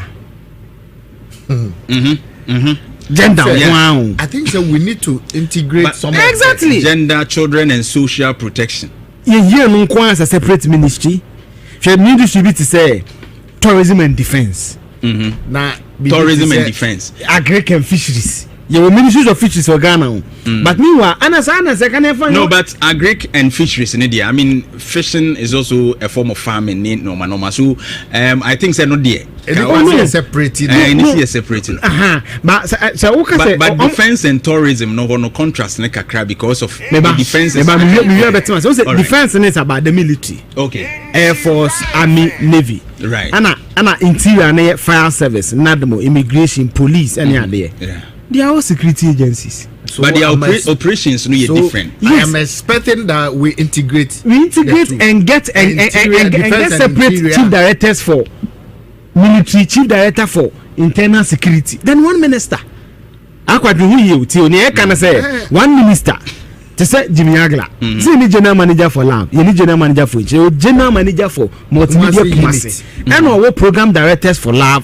And Isra, same model, and it's controlling the two. But I'm looking at almost operations and the knowledgeability was area no.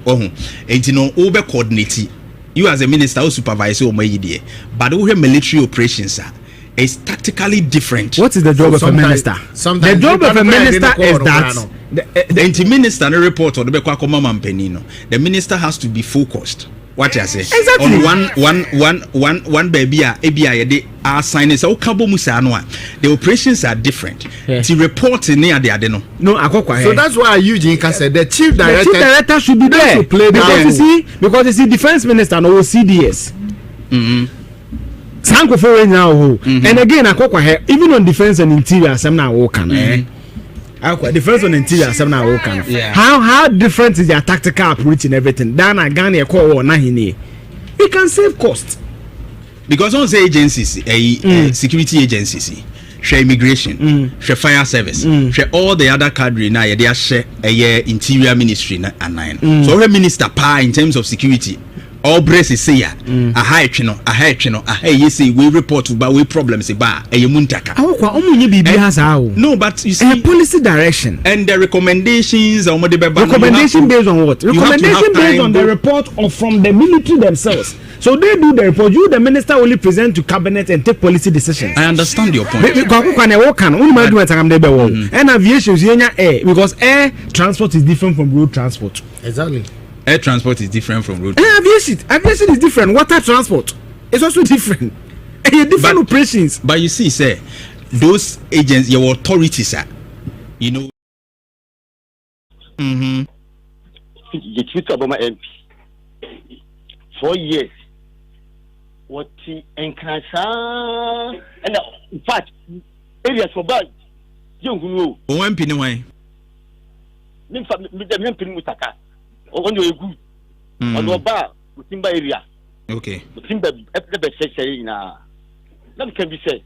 You will be 4 years or bad, 6 months, no better meeting.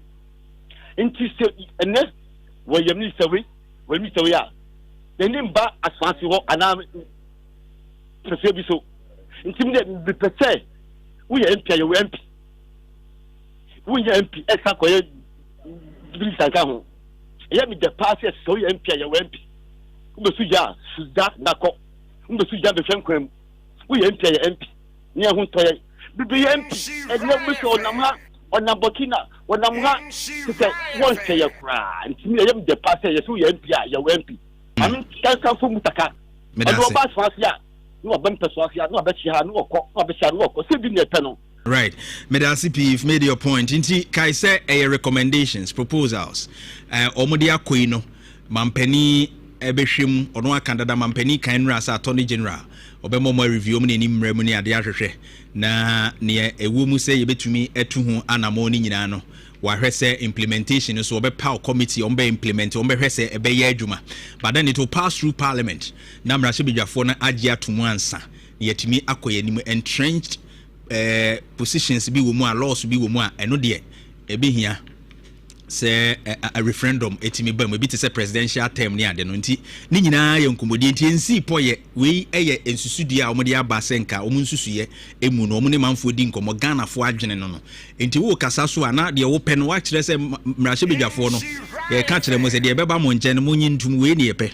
All right, hello akukwa minia asare be me do good today asare mi ntie we akukwa mama mo ni adwuma wo bo adwuma bedase na metia me na no bensra beted otu for brain point ni tede hene na mma na finshapa na me magana fo nyina finshapa especially NDC for work makwa ngo nyina lawyer Ivan Samankwa otu program pa akokwa afi nyina muhwe no mane ade a obi beka se eye amisa eye wohwe yi a we see ya isi mu ne ade a se de no maboa ye stable se de nkania na gina so ne ade na akokwa amede mi hu ni se eye ankasa ye to asite ya ne ade Ghana befa ne ntoma pefra na we constitutional review ya omu ye na enfie no mu ne ade na mefaso because the baby ye papa ko for kan o ka ye no that time ye jitu ankasa be nka ye adwuma enso ya nya ntu that time no o ka ne de ene se ye trust ne hu se emre na ye de ma president ni fa ene ade ti akokwa ye fa won ye aka ho ne ade a ni fi se is in the right direction because president by an appointment in a year ade na won ye aneko o free on mo ko yes aba be ye campaign as aba to aba wo free it is here na de me fi say isa yenye sa amendment na ye mane ye enfie num ne mi se fie num ne de e be ma president no otimi asese no normal na wa ye normal e be bo Ghana ne bi aswa santema nti akokwa me no mu ya adene pepepepepe akokwa family ye adwuma da CP next caller. Hello akokwa minia mone ko that's it. Pacho Midiani Joel. You do and Makokogan.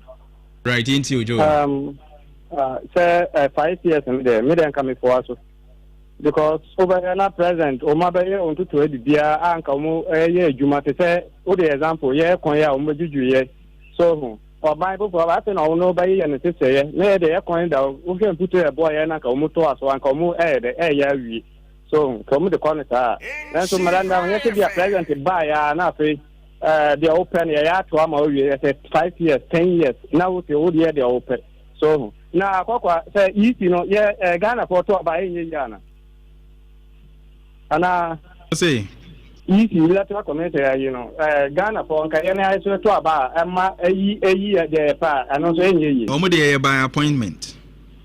And I can't say, and I am to say, dance, a present, but no, way by no, yeah, and I are hiding. I don't find I'm coming. CP, hello. Okay, next caller, hello. Good morning, Minia.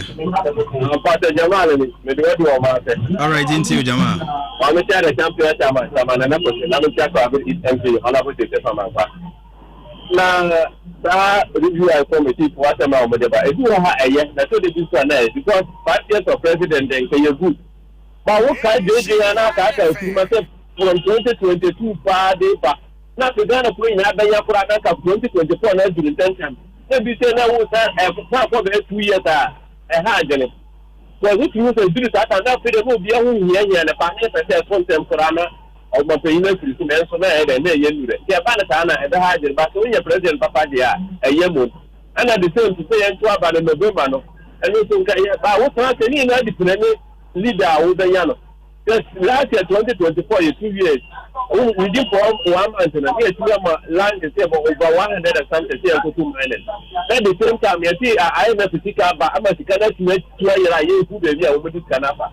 It's a good leader, the anchor. Yeah, how can you a bad leader? Yeah, yeah, hard. And the other now, a woman, then you might have one and what they are to work on there. It's a year to be enough. Mensumida say hello. Hello. Agua, Minia. Memo channel pay you. Mejosu. Now we more fish paso. Now I got your coupon shower boduma. Medase. The Biana Loco Jantuah Barima Kofi Dawson, I got your coupon shower. Ojosu. Now make them be dead good say. Who like it to Dubai now quite solid. Who are solid them the dia. If you be able to Kennedy so bar only between Juma. I'm a Mabulania there said that get some tomano. Now make your franchise come to secretary but the DC on a boy also bought more passion manabaso. Now I'm going bring idea.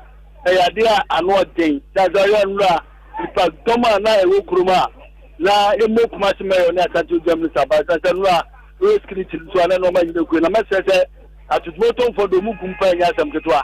Timpa inform man who caused the way I can go for so you bet me your month for phone. Now constitution Rubia Omadi Beya. Maybe a Pambeca 5 years ago. Next as a common say a Kabia or Mampany to me. Libya, you are Kennedy Bay. So, Bala can a memory Koya, not commanding that as I am for 1 year can allow 5. And Koya, no, 4 years. Now 4 years to do less year Pena, near 20 and Pena, near citizens, but many 5 years. Nobody will be Roman Koya, what does it to a normal for him to free bread here. And also somebody will be last 5 years to Koya, no money about me and she says, and trouble in Flora can also be bois. La MP there. Look at the minister appointment. Now, come on, about my clear. No more much in Panajuna, but no Martineno. That the Panama appointment in Koya. Now, the answer that was a bazaar. No man, but I'm not quite a message. So, America or more constitution. Tradawa. Well, baby, my baby, I want to go to us. What's Uncle Papa from her? If you can never go for the buyer, like a fellow hospital, or quite like hospital. Any Kumawuni a felony at the Quebec Mill, I tell like a Satifufro. I cannot was and say, you depend on what I Satifufro. None of them are like a baby as of son. No, I don't want to the only chance. What do you mean? Then it's also bad as Sabadeso. It's in the message that Kenya policy as one man when you pay. You hear now the Konoba, now for Betwaso. The bit and the boss is you beg your Gumbi, better. All right, thank you very much. Hello. Hello. Agogo. Minia. Mawache. Mejosu. Medoadu Swami magazine. Mediani Simon Kongo. Right, into you. Embo Apaso Pa. Na Michi Miami champion Chamana Nakosi. And the Meridina secretary now. And Honorable Sadat of Okome MC, Nampapa Joshua. Now, an opay, Nkombo Modi na 5 years, Dema president for a year. Fan say John Dramani Mahama, 1 year we are yet for Papa no and Yam Mashano. Yes, Anka, but there was deep money at the fan on Kayan Guru into the car 4 years, Saturn and himself on and to us. Na yiri mo anka babua na MPs no so a obi etimi koye ministers etimi koye cabinet minister no na ye se ye bema mo ye minister etimi ye MP biem na ye MP ye MP na ye mto mo wo chire ne mfa mo ye minister so no empanfo no nse na constitution na mo fi mo system na babua pa ma oman no agina ye na oman fo pem no nso agina tu ye na ya na NPP fo nso ya na mezi wo mo ho ya wo enti ade bia mo be ye na nya mo na mo te oman mo a enko ya na Assemblyman for election, President Commission said, Assemblyman, young fan, politics, your politics are more into your compa, the woman or mano, a bit more, and also money by fun and to my past, and then you know who's a Ghana for that. In Sumeda CP 104.5. Hello? Your call has. Odi Pekines Scholar. Hello? Hello? Many are in the free. Okasa wa chiri pa ofon no wo nchen a fa ben wa no kakra. Okay. Hello. Right. Hello. Yes sir, good morning. Good morning. Ebubro kran tagi. Everyone say Mr. Dove. Mr. Dove. Yes sir. Oh okay. Ebubro yenje we. Yes, mami chabe job. Ami ma obi happy Christmas. I tell my kind of recommendation idea. I better community because we can do inauguration appointment. Therefore, we plan 2 years now. And maybe your modern boy, we have it be a stable. I might be saying no money 10 years. We may be a come and see message. No money lose. They say, and you majority, almost try as a bedroom. At least 10 years. No more family man any damage you on any bread or my what you say. In a scene as a name, I am with you. If I want to like to try money, the papa or which I use the man. 10 years or more than money. The moment you move, you did you say 10 years in the so I found my paper. I'm sure you're another man. Mensumida CP riding 104.5 Kaise Cowbell Premium Cowbell Vital Rich no hopebi na yemoka no didi kama na bibia anya fine vitamins ni na bi wo mnuane no abu ani padua ni na bi wo Cowbell are creamy goodness. Hello. Good morning, Papa. Good morning. Afisha Fasu. Afin kometri. Kula ni bi special. Right, kula yentio. Ya da wasu ti ma pa mu di pa. Edase. Any question na and what more here. And so your president is what? Yet you running number in different years about you can say. Also a day. President is so. Yet we put you running now and rather than chip the gas at 3 years. I let you oh. So our immunity. What's that? President is oh. Well. What they are not water. And the only block me. So, fish walk. Why are you running number? Is that 3 years? Shadia, somebody you're moving through. What will you feel? Ask Gacha water. Yeah, he. Ask Gacha, nobody come out water. No, dear, you here. Sure. I want to money Diablo. You know, be any Gacha come home. We been can't stop it. Oh my, you go back 35 million. I seem that we be by policy. I say, yeah, for a job over here too. Sure. Sadia, you are people. And a president, what you or the say, what you chief justice, what you a bit of property, what you are. Sadia, you know, when you feel. Yes, that's what man. That is the situation. This one, and brother, you will be it is a moment to say. I said, yeah, 5 years, matter. Wouldn't my memory come for 4 years? The new one cup prepared account, yeah, sure, that's what my name is on the battle. And the Ghana for the trouble. That be a year now, president, or first of all, mine. For so war, mine, see. Yes, Oman we dey run to the work Ghana that is work. One nyam mra ka mo man na dey no Oman no. Ya GA because obi a be work for Oman na Oman that is work. E chenya mra ni fast e ba obi. Chenya na say dey who parliament out say yeni influence me central. Ya e food. Medase, I think your point is made. Hello? Fanny Marcia. Major Suminia. I am Hamza. Because I'm room. I am into you. Name official passo. I think come to you. I Nakupu Shira Pani, my father in Shira FM. Figuina Nadia Mua de Pano for Jantuah. Sure. The only Sibiano, the Manaficia. You will be a Yakupo so. Now, me find Shadi more de Palma, this original Chairman, Nana Kwasi. One hour say, I do buy this before. Yeah, this is today. Obibia Mona, Ubia Seres, Bunya, Wami, Dini, Nana Kwasi, Ubiano, Yakuponka, or Party Bunya, or my Seres. Now, Bachan Force, Tiansi, Bachan for Kame Boss, Zuba, Yakuponko, original minister, Now, the better the the president, and Mamma say. Yes, Papa no, actually say, if we are say, who do the better of India? Yadia would do a better in Tibiamuda. Yes, I always say, bring a dipa. The Sawa, would they have the money about Kenya to have a yadi? We never be found as you. Kama, Mr. Sam, seven players and Classino. Sika, one in Skakatro. They say, Omoto Frigina, never go. Never go to Janoto Frigina, TV and 9. Now, Omaka Caboso, no more than na yeti kumasi akura ebe yenye skato bio utu soko na to mama tumo ama seven brothers omo ko omo be dika ye papa no me so mo so kwa ne so mo so ko we ke sa ba papa the mama yakupon ka ho ba ni wo pa ho ba. Right, thank you very much. Mamemfa last two calls na me fancy. Hello? Yeah, I'm from the jail. Adumu within the free.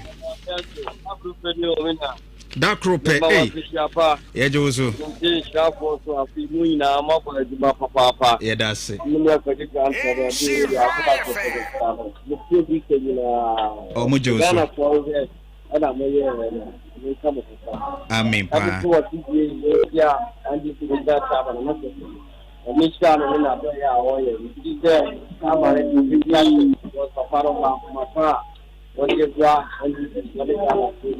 Acha kolo na kujikoni.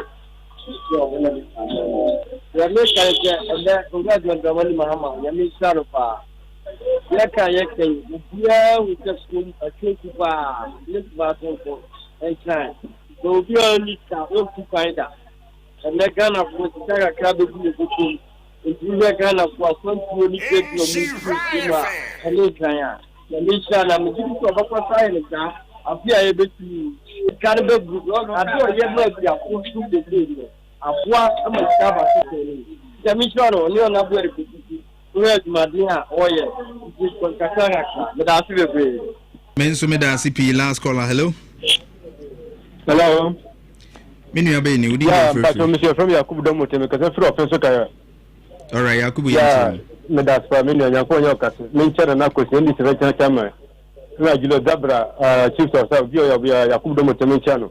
Kakra American review no me pese me kamete majun kakra enti sabrenka amomo boni ana yatimu be ayinunka sabrenka datimu yewura kofa mamu yi kede datimu a ofa ye be se penifo no momo fa san ka 4 years no yentremu ta se ebe koso senka de jondamani mahama de Ghana be sikukuru su dia nkeye ebi eni akwa sia momo boni bitisa akofa do dia ye ofa dia fa ne sen enti momo fa san o san ka de no maybe a say you are present to free so maybe the idea emrebe gina say nka ko fari ke na ko gina mara no e hono na ye be obese so mo fa mo sa ko kan no present u bat na so na sa u du man gina ya fo gina mara no sabe nka ye ura ko fari ke ya practice na man be 30 years and 100 years in prison a present bi ba or be lesson nke be se hono sa mo hwe ana gasia no so no mo hwe na on zo mu yi free ho aban no free so ya ni ko say compensate ba bia o manu de ye man kan ko ne se de ni ye mincho bibia mo bibia Israel fam so mo bibia fi chapa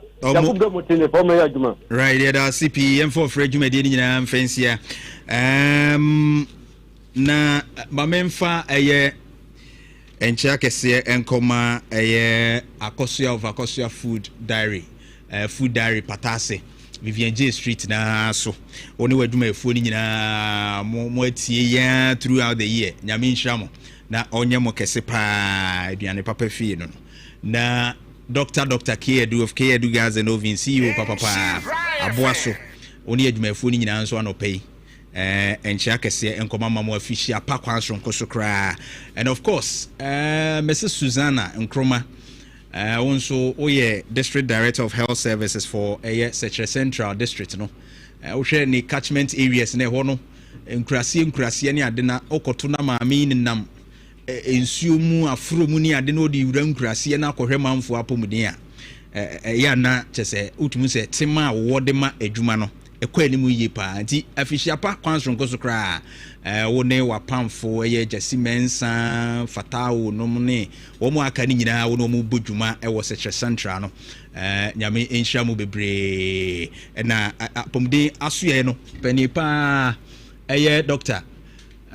Regional Director ono so ebo adwuma pa yenya hoodin apomden eno ma ekoyie nyina no a wo nso ko hospital onya nkrofo hwe wo mu adama aprosifo asrafo mpanimfo adwumefo ahodo a nyina mo aboa ama bronya yetime duru December safely ayenamu ya mobesa aboa nso ahwe ama yibibia sisi mu me de atwa afie wie no yeba mo nyina afihia pa kwanso nkoso kra obibia utie Nhyira FM emo afihia pa yame ya adoma ochanso yebesa Asia Nana Kwesi chairman for the NDC wonso yechia wa no pay and the MPP aspects in our political parties ahodoa monso mu nyina mo ka ho bi support ma the show very interesting and welcoming no mu nyina nso yechia mo anopai Nana Kwesi nyame nhira onye okese ema wo enkwatenten ahoden ewo mpa na bibia